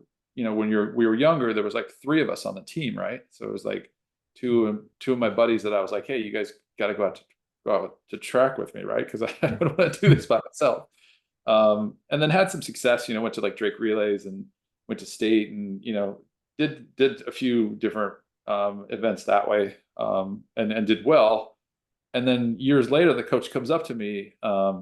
It's funny, his name was Laney Bulls. And so my dad always called him Laney Chicago, which was pretty funny. But like one of those coaches, it was, I think those people that are really influential throughout the years, it was kind of,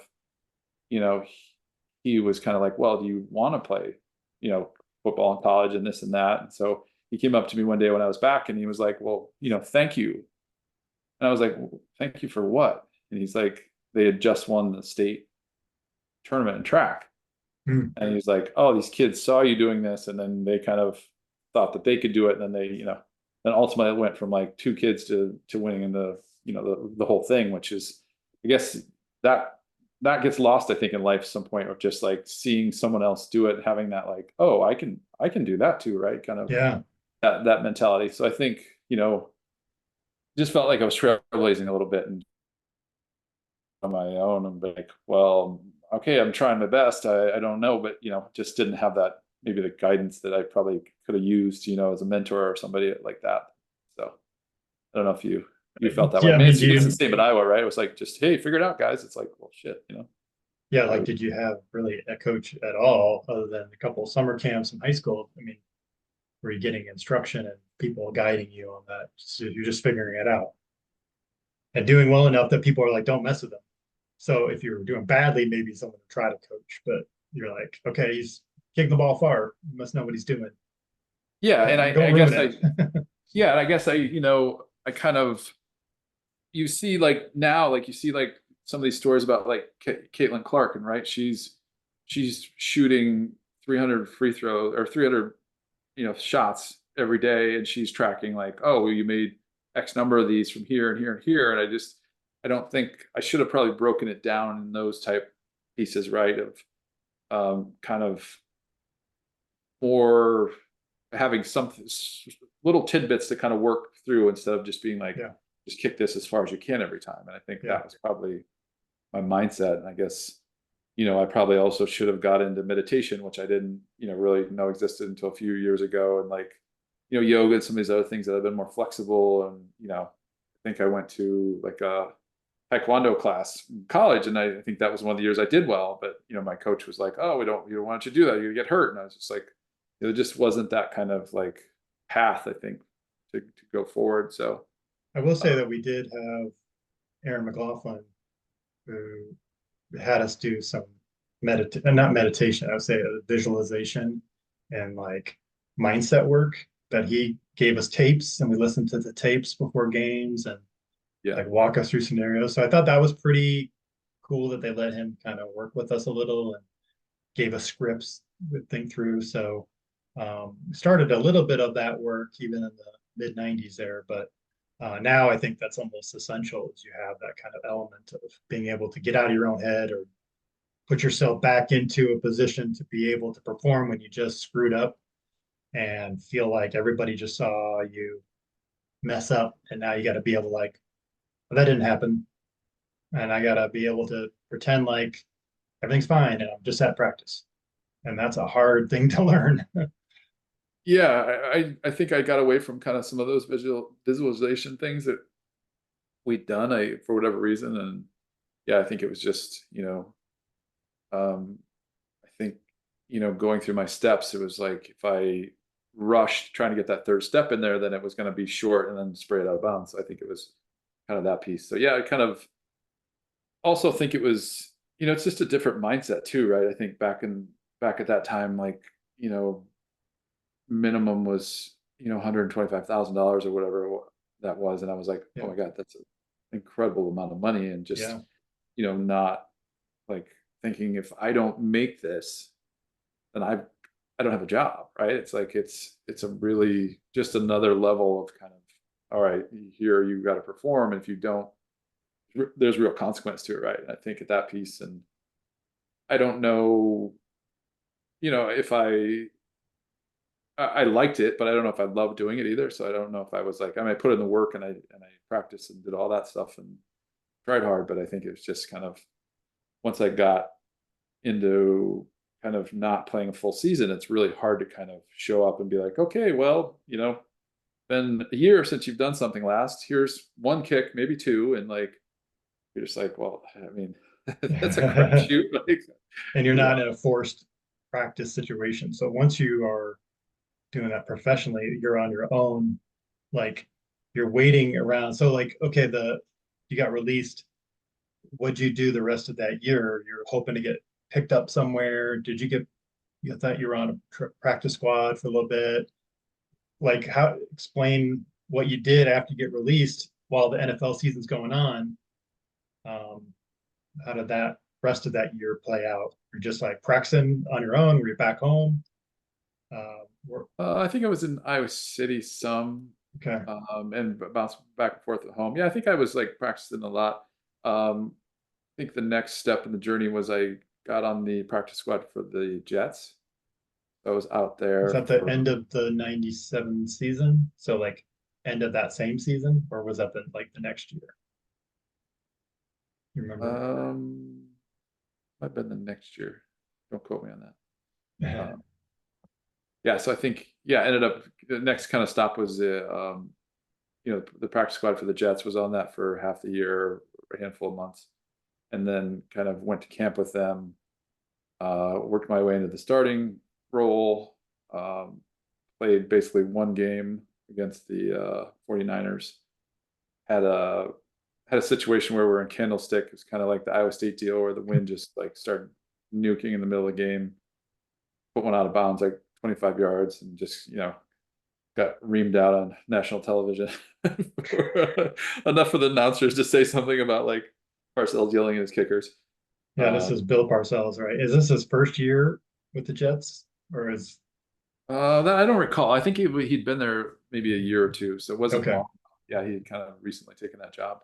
Um, and then at the end of the game, kind of pinned him back. I think I had a tackle in that game, and then I think I pinned him on the 5-yard line to kind of in overtime to like basically seal the game. We hold them, a field goal, and hopefully win the game. Of course, the running back Garrison Hurst stiff arms like 4 guys and basically goes 95 yards to lose. Oh, Like, yeah, this kind of like crazy heartbreak week one. Um, so yeah, then I think, that next week I was, I think same scenario. I was like, in my head a lot about, trying to make the team and just, out in New York by myself and just, it was one of those things that just wasn't sleeping well and whatever else. And I think like one night I ended up going to a Pearl Jam concert just to kind of like clear my head and like, didn't do anything crazy. Had a beer and, went to the concert, got home by 11, whatever else. And so like next day, I'm just kind of tapping balls to receivers like in this drill, right? And I guess didn't seem like it was a huge deal, but you know, kind of sprayed one. And then Parcells was just got on the phone and I was cut then and wow. we basically just, shipped out. So yeah, I think it was kind of situation there that it was just I put so much pressure on myself and so much like negative kind of motivation on myself to do well. Yeah. And then they were like really, really strict on that as well. So it was just like, it's like, it's like, you can't like beat on me anymore than I can beat on myself. Right. So Right. still, it was just like that reinforcement. I think, it just got to the point where I just couldn't, I think at some point they had me run like a fake pass something or other. Right. And I was like, I'm throwing a ball in like, since I was like sophomore in high school. Right. And they're like, they want me to throw this perfect dime. And I was like, well, wait, hold on. I haven't done this in practice or game at any of it. Right. And so I think it's just like, got in my head some there. And then, yeah, I just was expected to, to perform at a super high level. And I think it was entertaining to some degree, I guess. One day, Parcells, starts yelling at me and he's like, why don't you take your bag of balls and your girlfriend and go down to the park and learn how to punt? And I was like, almost started laughing because I was like, oh, that's hilarious. And I was like, you're talking to me. I was like, oh yeah, Oh, wait, my bad. So yeah, he was, classic, like, one-liners. He just, he kind of had the whole team against him, which was an interesting, dynamic where everybody kind of did that.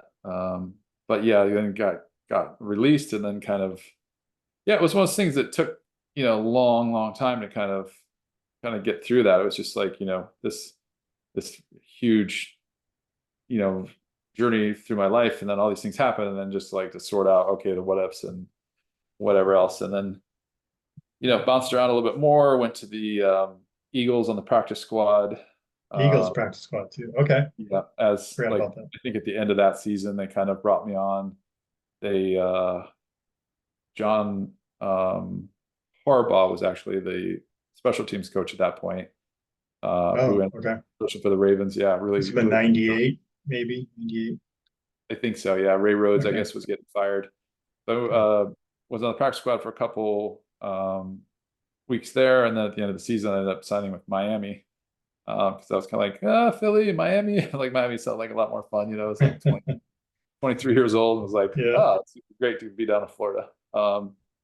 Went to camp with them. Kind of, I got one kick in the game and didn't do well.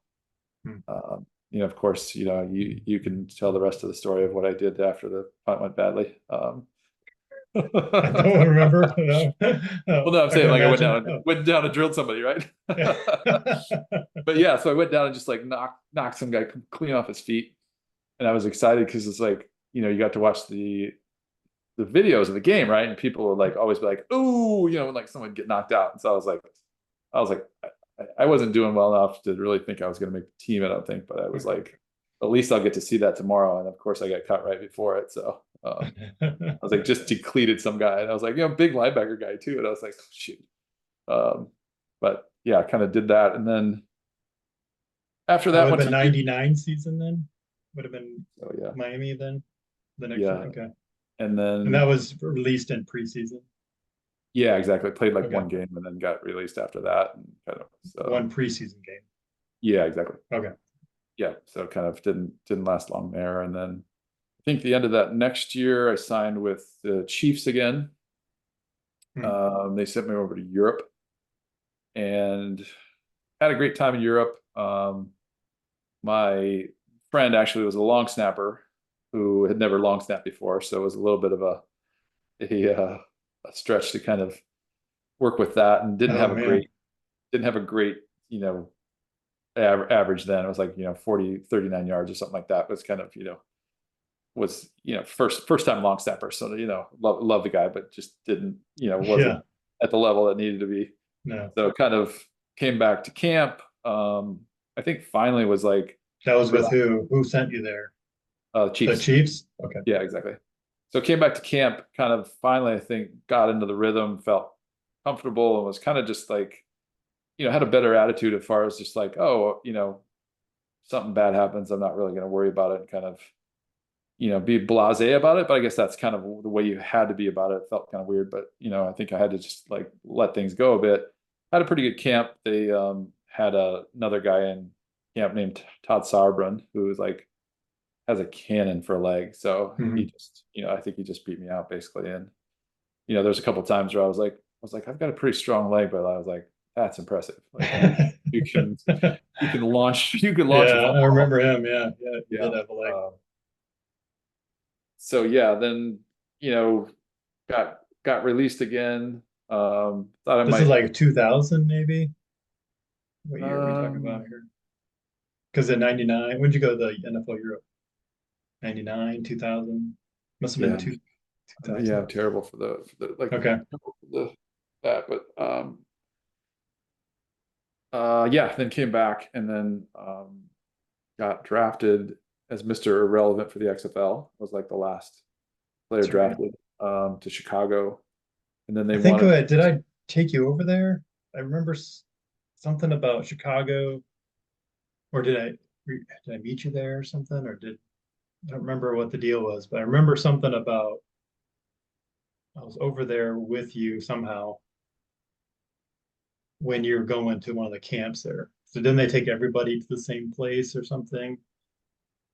Yeah, I Remember think that? so. Yeah, maybe we connected like one of Yeah, maybe Chicago I was tickets. close or something. Yeah, anyways.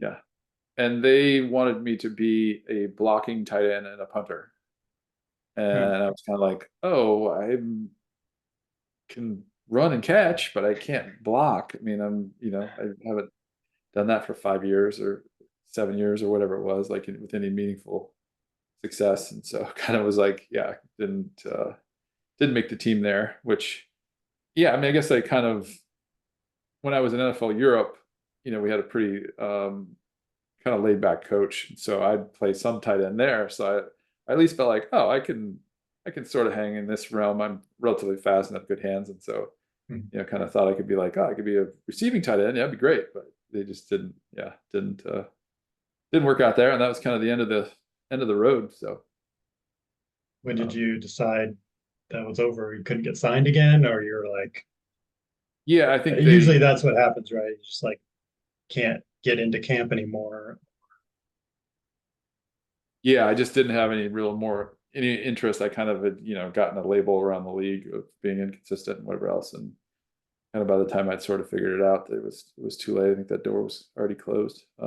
So yeah, I just didn't have any more offers, and went to some tryouts, I think, that last year, but just nothing really set in. And it'd been, how many Like years since 5 years, 6 years, something like yeah. 5 or 6 years, yeah, since I'd really played a season. I guess I played like the World League like 10 games, but other than that, it's kind of really hard to be that far out of it and just not having consistency in that piece. And was On I the World think League, sorry, on the World League, didn't you say something about like the fans love the kickers and punters? oh yeah, they were like we were celebrities. It was great because they like Yeah. were equating it to soccer. So they were like, oh, you kick a ball, we love you. I I was, thought that I was was kind of like a fascinating. Yeah. mini celebrity. I was like, oh, this is great. Hey, finally we get our props. They're Quarterbacks were like, yeah, fine. get out of the way, you guys that throw the ball and run the ball. Yeah, Yeah, let's bring out exactly. the kickers. Like I Like heard, quarter, I don't know if you told me the story or something. They're like, they see the touchdown, they're like, yay, and then someone kicked the extra point. They're like, yay. yeah, and They thought that was the real scoring part of the. exactly. And I think the funny part too there was each side scored, or each side cheered for a score. They were kind of like, somebody scored, yay! And I was like, wait, you're cheering for the wrong team. Right? It's like both sides were cheering. So I thought that was pretty funny. It's pretty entertaining, but yeah, great. It was a great experience. Had a lot of fun, traveled all over the place, and it was probably the site of one of the best practical jokes I've ever seen in my life. Really? So we stayed in this hotel for about 2 months. So This is in where are you at? Which you said you're in Frankfurt, Germany? we're in Frankfurt, yeah, Okay. which was like a suburb called Offenbach, I think, which is nearby. So Frankfurt's kind of like a New York, I think, like a economic, finance capital or whatever. Mhm. And so a couple of guys went into somebody's room and they took like Gatorade cups, right? And they took a Gatorade cup and they filled it up half full of water. And they put Gatorade cups in every square inch of the floor except for where the door opened up. So like you walk into the room and you are like, all you can see is Gatorade cups for any flat space in the floor. And it's like just enough for the door to swing open. It was amazing. It took them like a week to do it, Oh my like gosh. 6 hours to like, put it all together. But it was like, so the guy walks in his room and he's just like, what? They had to pick up like 200 Gatorade cups full of water, which is a great story. Way too much time on their hands. Yeah. Yeah, I mean, we were like same thing, right? We're over in Europe and we've got like, 2 hours of practice. Can't practice all day. Yeah, then you're like, here, go do your thing. And our practices weren't, crazy intense. So it was kind of like, yeah, go knock yourself out. So so yeah, it's funny. So yeah, that was kind of the end of my NFL career, which was a little, I guess really disappointing to be honest. But I mean, yeah, you stuck with it for a while. I mean, that's 5-6 years. That's a long time to continue to pursue that and get opportunities. Usually, like that first year, if you don't stick somewhere, they got new guys every year coming in that are coming out of school that are fresh legs and new talent, the next big thing. So your ability to stick around goes down very quickly. So, I mean, you're doing enough to at least get some interest from teams. That was good. yeah, I mean, I think I had gotten connected with a pretty good agent as well, like through one of the Iowa guys that, I think that probably helped us a lot as well, like kept the door open at least probably longer than it should have. But so yeah, I think that was part of it. But yeah, then got, released and kind of, or not got released, but I guess, kind of went home and was just like, I think it was just disappointing, I think, right? It was like had high expectations and that kind of felt like a lot of people down and kind of, didn't really had a hard time kind of mentally, I think, working through that for a while. Just like that's just a, big public failure, it's kind of a hard thing to go through, especially when you feel like a lot of people are counting on you and all that stuff. So it's an interesting process. Yeah. But yeah, I mean, how many people were tracking you that long? Maybe not. But yeah, it does feel like oh yeah, people like people come home and they'd be like, oh, so I watched you do this, I watched you do that. And so it was like, small town, right? Everybody knows. They talk to my parents, do all that stuff, I think. So it was kind of it was kind of hid out for a while because I was embarrassed, I was like, oh god, I blew that, for everyone. Was Robert starting to take off too at this time? This was like 2001, 2002. He's probably getting some popularity. Might have been, yeah. I think he was starting to find his own way too, which was awesome to watch. Because were you guys ever gonna be in the same? You didn't go all the way to 2003 when he got drafted. Were you still pursuing it at the same time, or did you stop before that? Yeah, I was pretty much, I was definitely done by that point. Okay. There wasn't close to playing together, which would have been awesome, or against each other. But yeah. So, and I think I kind of, I guess I feel lucky to some degree that I didn't, play as a linebacker or tight end or that, because my body and my brain, I think, might have been a lot more trauma that way, right? CTE is a big thing these days, and I think some of those things I'm kind of like, I just had a 2-year-old, so I'm like, oh, maybe that was blessing in disguise. I was like really upset that I didn't get to play for a while, and maybe it was just like really, really lucky thing to be like, all right, you got to be part of it, got to do it, but still not, kind of have the downside in that respect. Yeah, the lifelong pain and injuries and Exactly. Yeah. that a lot of our teammates deal with. Exactly. So I think I was fortunate that way. And then I think you kind of, it's just it's a hard thing for me to kind of compartmentalize, because to some degree I didn't really think about it until recently, that I was like, for a couple of weeks there, I was like top 31 people in the entire world, right? I mean, it's just like, it's a really, really small spot. And so I think that's There's hard no to, backup. There's no backup punters. Like, yeah, there's no backup. Yeah, there's one in each team, and there's 30 some teams or whatever it is. And it's just and they like last a long time. They'll play 20 years. a lot of Like, them. Yeah. And so just to be even in that conversation, I guess, is great, but it's just, feels like kind of blatant failure to some degree, I guess. I think that's, when we talked about doing this podcast, I think one of the other things that I really don't think the fans understand is kind of the amount of pressure that the athletes put on themselves, right? Of like, they may be frustrated that they dropped a pass or they threw a pick or whatever it was, but like that really pales in comparison to kind of what the athletes go through, absolutely. Um, The harshest critic is us. Like, if you think you're telling the player something that they're having 10 times bashed themselves about already, like you think you're yelling at them and it's going to affect them as badly as their own brain is like yeah, what they're saying to themselves right now about how upset they are.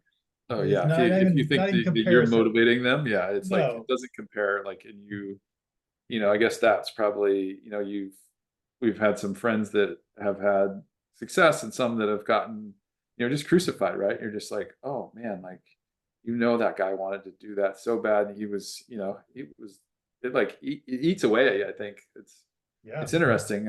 I was watching these like sports documentaries on Netflix, right? And you see these like tennis players, and you see like trying to be the top tennis player in the world. These people just like you know, mentally just beating themselves up because I missed this shot and I do this. And you're just, to be able to kind of handle that sort of like, I guess that's just the mental piece of like, okay, yeah, you just really, you blew that right in the biggest time. What do you do next? And how do you Yep. kind of recover from that? And how do you kind of figure out what you do otherwise, and all that stuff, I think. So that was kind of just like, wow, I'm, an 18-year-old kid and like sorting this stuff out. And so I think that's a little bit what this podcast is about just like, oh, there's some great stories and we hear all these different things. And I think that's the side of sports that's great, right? And there's some other negative pieces that aren't as awesome, I think. So I think that's part of As you were kind of wrapping up your career, Robert's taken off. He's getting recognition. We always saw him in the stands during the games, and we're like, kid's tall. If he fills out like you do, he's going to be a big kid. And I think everyone kind of saw that potential, but he was a really skinny, scrawny kid, tight end recruit. And then he just kind of kept putting on the weight, putting on the strength, and kept the athleticism, and kind of blew up. So what was that like for you, kind of seeing that happen and having a great career and then getting overshadowed by your younger brother? um it was great. I mean, I think to start with, like, it's kind of impressive. Like, my mom and dad are probably two of the best coaches that Noah's ever heard of, right? Because I've Yeah. got just the level of success that we've had in athletics is probably, maybe unparalleled, but or at least like up in a select few. I mean, my brother Jay, played a Division III school, you know, Division III football program, had a cannon of an arm, like had a game in high school where he like had like 5 picks, like, great athlete. I did what I, kind of went through my part as a, as went through my part in football and all that stuff.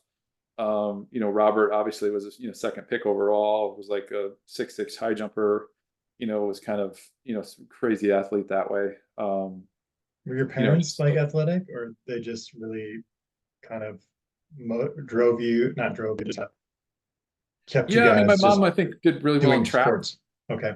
My mom did really well in track. I think her family was, really athletic. Her sister had, some Iowa State records with basketball, and I think played at, like Mercy College or someplace like that. My Is uncle this the John, same side with your uncle at Iowa State? exactly, yeah. Okay. All right. And I think, my uncle John played at Iowa State. So I think, yeah, my mom, yeah, was track, and my dad, played a lot of sports as well, and did well. I think he was, maybe not as, I think it was just different for him in that respect. But yeah, I think all conference and some of those different things. So yeah, I think it was, and I guess maybe now I think back and I was like, maybe my parents, or maybe we saw like my uncle doing that, and I just didn't realize that. And I was like, oh, that's a path for me. But I guess I just never thought of that piece, right? I never thought that like, oh, I could play major football and that. So, and then, my sister was a state champ in the high jump, went to Iowa on a high jump scholarship. My youngest brother, John, was like a discus champion. And then, like I think got second in state Iowa wrestling, which is, which is probably the toughest, Wow. in the US. So Forgot about that.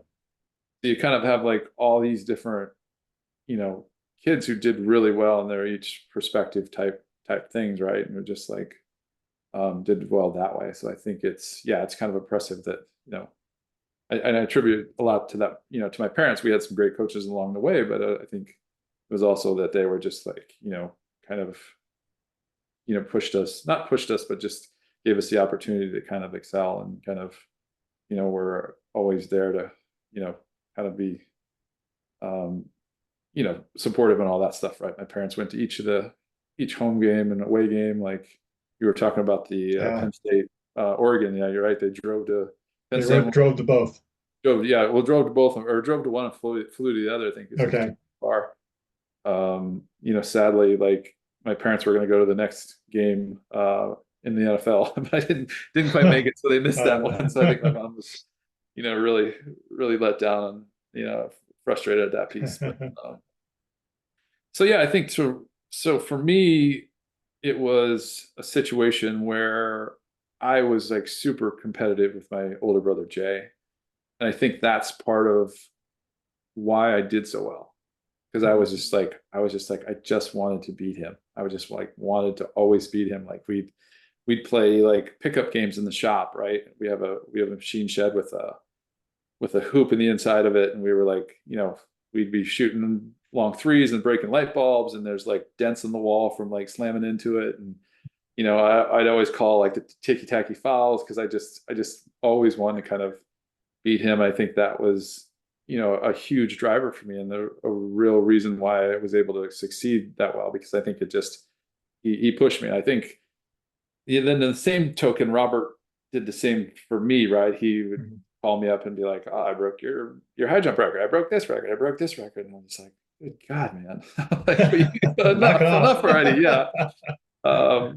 And you guys are like, we forgot to talk about, like, you grew up on a farm, a legit farm. Like, do you have like the standard like upbringing of living on a farm with the early morning chores, like what people would imagine? Or we were fortunate not to have livestock, so we didn't have to get up and feed livestock. But yeah, we kind of, we worked corn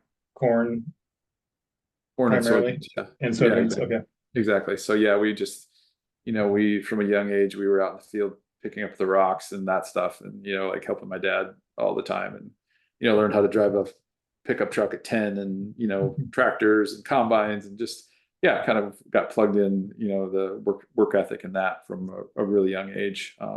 You don't know how to drive a car, so I'm not sure how you figured out what happened there. From I mean, you learned how to drive a tractor, but somehow it never translated into your driving skills. Driving a vehicle, so right? I'm not sure what happened there. I think I got pulled over when I was in high school for going fast without a permit. So yeah, I should tell that story. The whole town knew about it before I got to school. Yeah, it's like word travels fast. Yeah.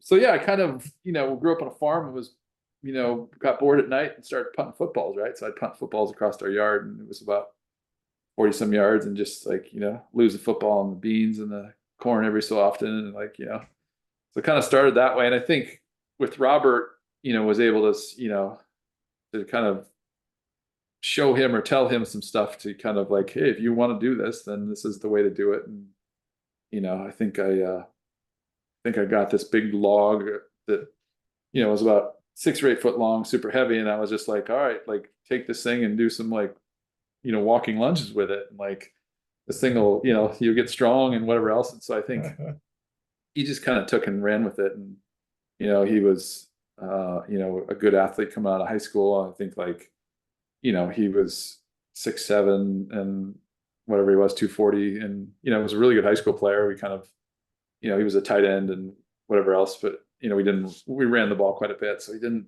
get showcased that much.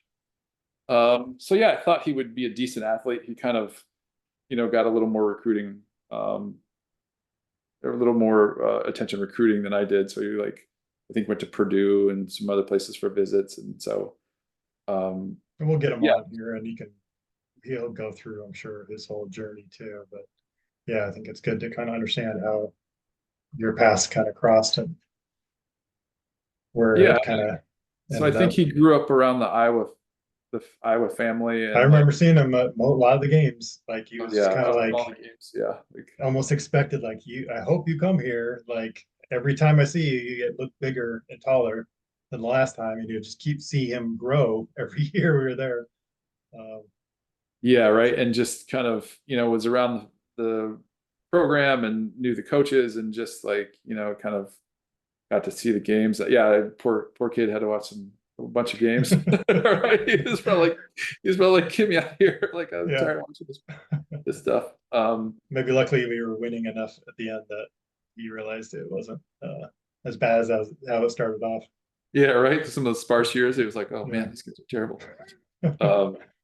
So yeah, I didn't really realize how good of an athlete that he was until I'd come back into town, and he was like, I think his sophomore or junior or whatever it was. Yeah, he was younger in his career still.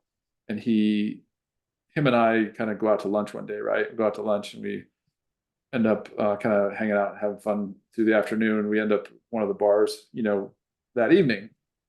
And I know he's, we've been out for the day, just, relax and have a good time. So he starts to get animated with this guy, and he's standing next to the bar, and the bar is probably like 6 foot, right? I mean, it's a really tall bar, and he's like talking with his hands, and then I was like, what's going on over there? Next thing I know, he jumps and he lands flat-footed on top of the bar, weighing 330 pounds. Oh, jeez. And I was like, oh, that's not that hard. And I went over, and I like barely even got my feet at the edge of it, and I was like, oh my God, I think you are a different human being than the rest of us. So I think that's when I was kind of like, oh wow, maybe he's got some talent. Yeah. Yeah, you were kind of in a really small group of people, I think. And I think like it was really fun. It was really fun for me to be a part of that piece. And some people are like, oh, were you jealous at all? And I was like, I don't think I ever was, to be honest. I think I was just so stoked to be part of it. And to see him do well, and to see him kind of, follow and be able to be like, here, coming to town, and like, here's all the people that I know, and like, I know they're going to take care of you, and like, you've got a place here, and these people know you, and like, you're just kind of grandfathered in, right? And just to see him do well. And I know like with their weight training and that, he got bigger and he got faster, and just like was just, really hardworking. I think really like, really put in the time, and, did well, and, was at the right place at the right time to some degree, probably with the draft and some of those things, like just things worked out really well for him. And I think that was awesome. It was fun. It was like, he won the Outland Trophy, and I was in Florida, so I got to go down and see him doing that, and kind of be involved in that. And, Nice. Bob Stoops was down there because he was, with Oklahoma or whoever at the time, and like a couple of those guys were there. And so it just, we kind of, like, my dad joked that like him and Archie Manning were buddies, because we'd always see him at these different these things for the draft, right? It's like Archie was there with Eli, and so my dad's like, Okay. "Oh, that's my friend Archie Manning," and he was joking, but it was just like it just was like really, Yes, rubbing elbows with the bigwigs now. yeah, it just was kind of just like this like kind of fantasy thing, right? It was just this like tour, and we were just like, what? This is just What's going on? all the stuff that happened. Robert would be like on the the Wheel of Fortune or something like that, and it just he was really great at bringing us all along and kind of keeping Yeah, us he was good about keeping that. us close, and like that was great. So it was really, I think, a fun journey for me to see it that way. And then my brother John was on the team for a while as well, and I think that was great as well, right? He had a chance. He had got a couple kicks in, and like blasted one into the stands. When he had his chance, he was like supposed to pooch kick, and he just like housed it into the stands, and everybody was like, "Whoa!" So I think just some of those stories are great, as well. So yeah, I think we'll get John on too. I think he's got some good stories too.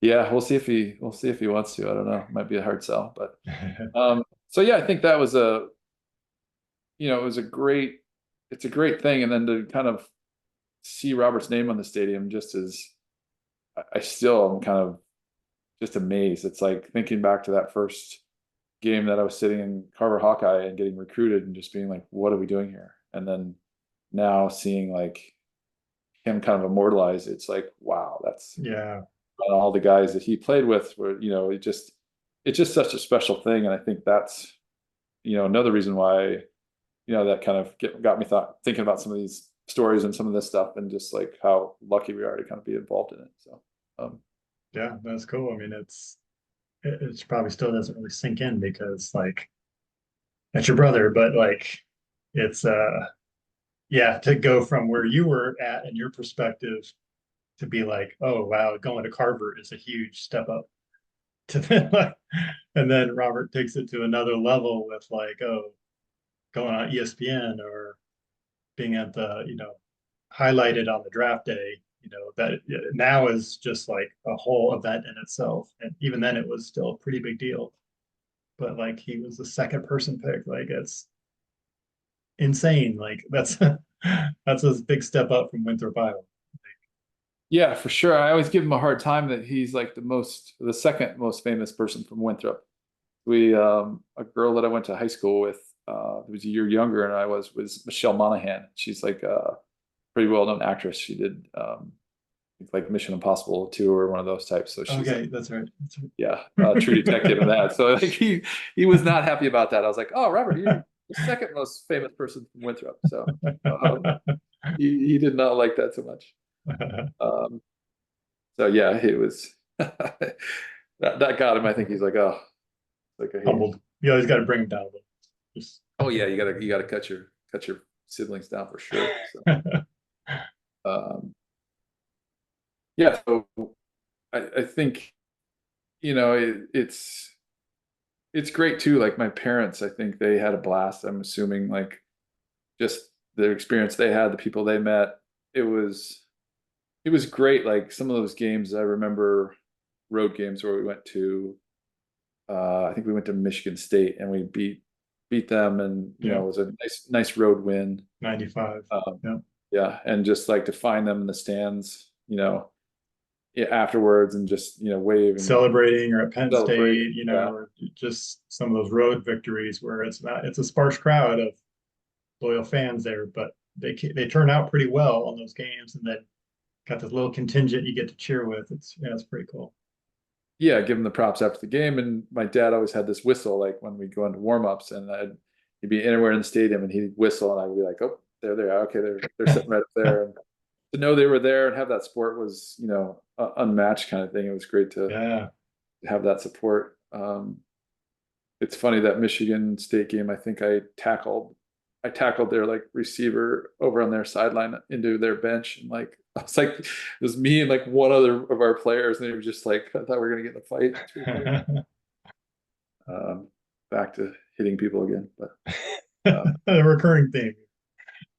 yeah, it's a recurring theme to this. So maybe I was in the wrong spot. But yeah, it's kind of you'd hear the stories about my parents, and the guys that would drive the equipment, right? Yeah.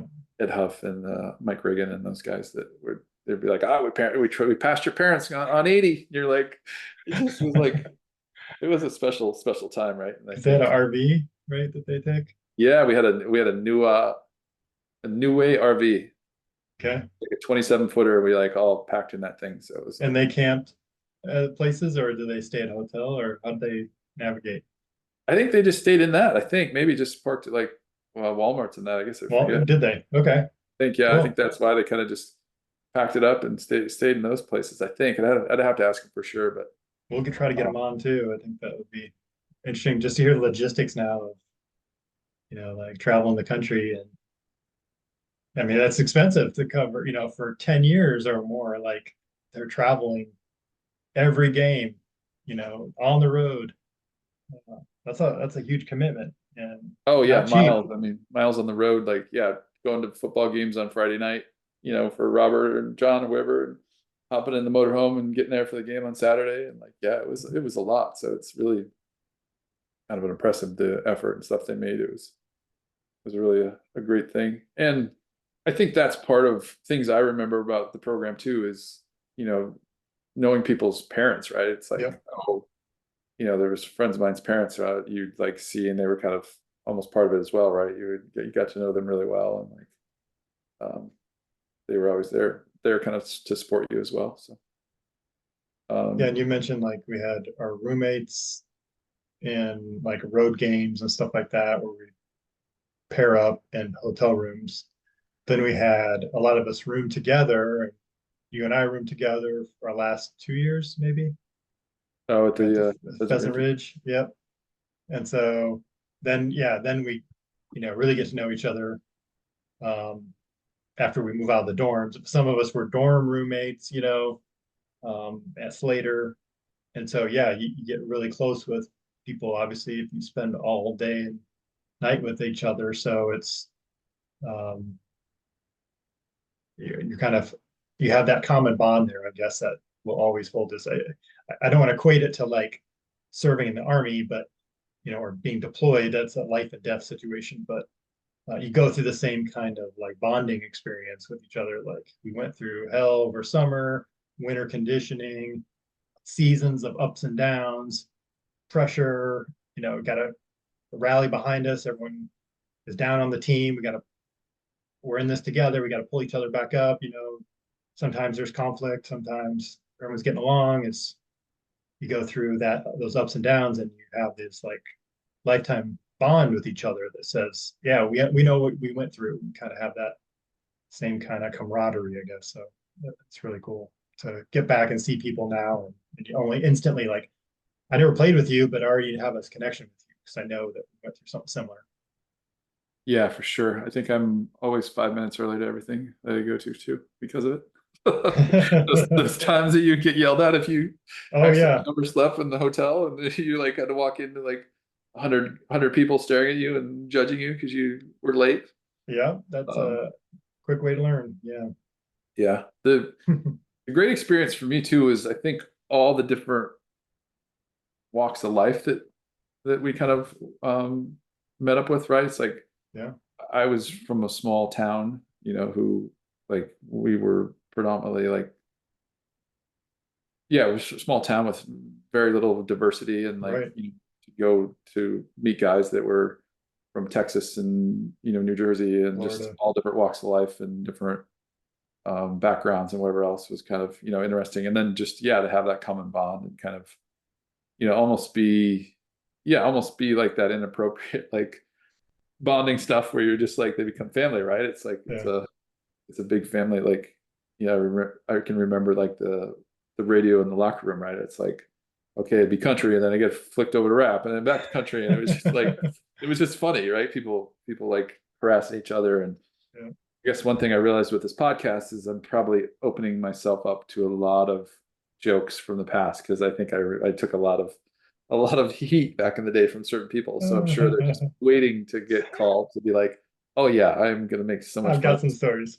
I've got some stories for you and this guy. Like, yeah, making Yeah, fun of. no, you're right. It is and it's easier for us living in Iowa to go to Iowa City. But yeah, I always, it'll be interesting to hear the perspective from those coming into Iowa for the first time and the shock of coming into a predominantly white community and cold weather and adjusting and acclimating on top of everything else we just talked about, the pressure and the needing to compete and feeling the pressure of being a star athlete. And now you're thrust into this community and this is all they talk about is football, right? And it's so I'm really curious to see their experience, good and sometimes bad experiences coming into that environment. But for us, it's a little easier because we're comfortable with that environment already.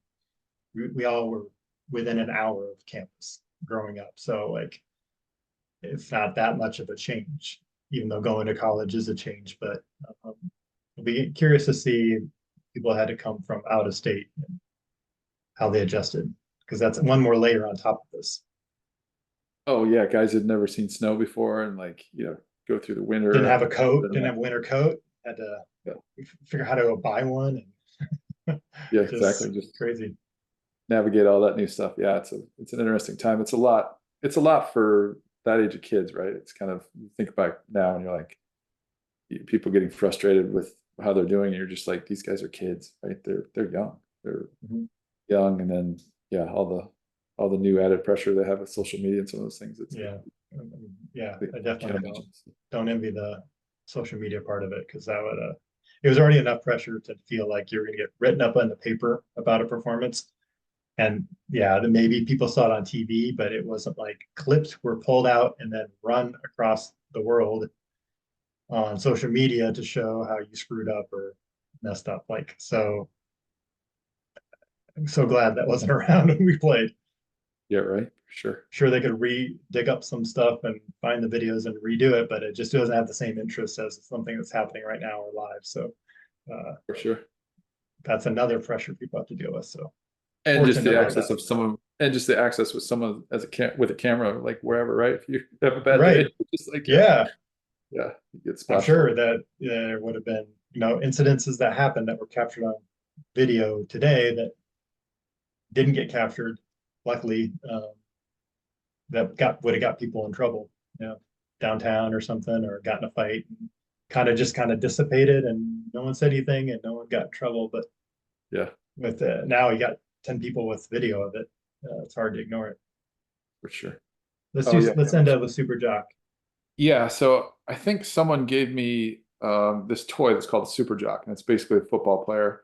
It has a helmet that you can punch down, and it kicks its foot out, and there's like little footballs that are about 2 inches, 3 inches tall, and you have a little goalpost and stuff. So I was like, oh yeah, we've got to play this game before each game. And you kind of are always looking for a little bit of levity, and then also like superstitions where you just that gets baked into it. So yeah, I was the one that brought that, I think. And then you just got it as a toy, or you had it for a while? I think I either had it or got it as a toy, and I was like, oh yeah, this is gonna be fun. We'll just take. I feel like it was like a couple of years. Was it like the last couple of years, or we didn't have it all 4 years? I don't think, but maybe it was.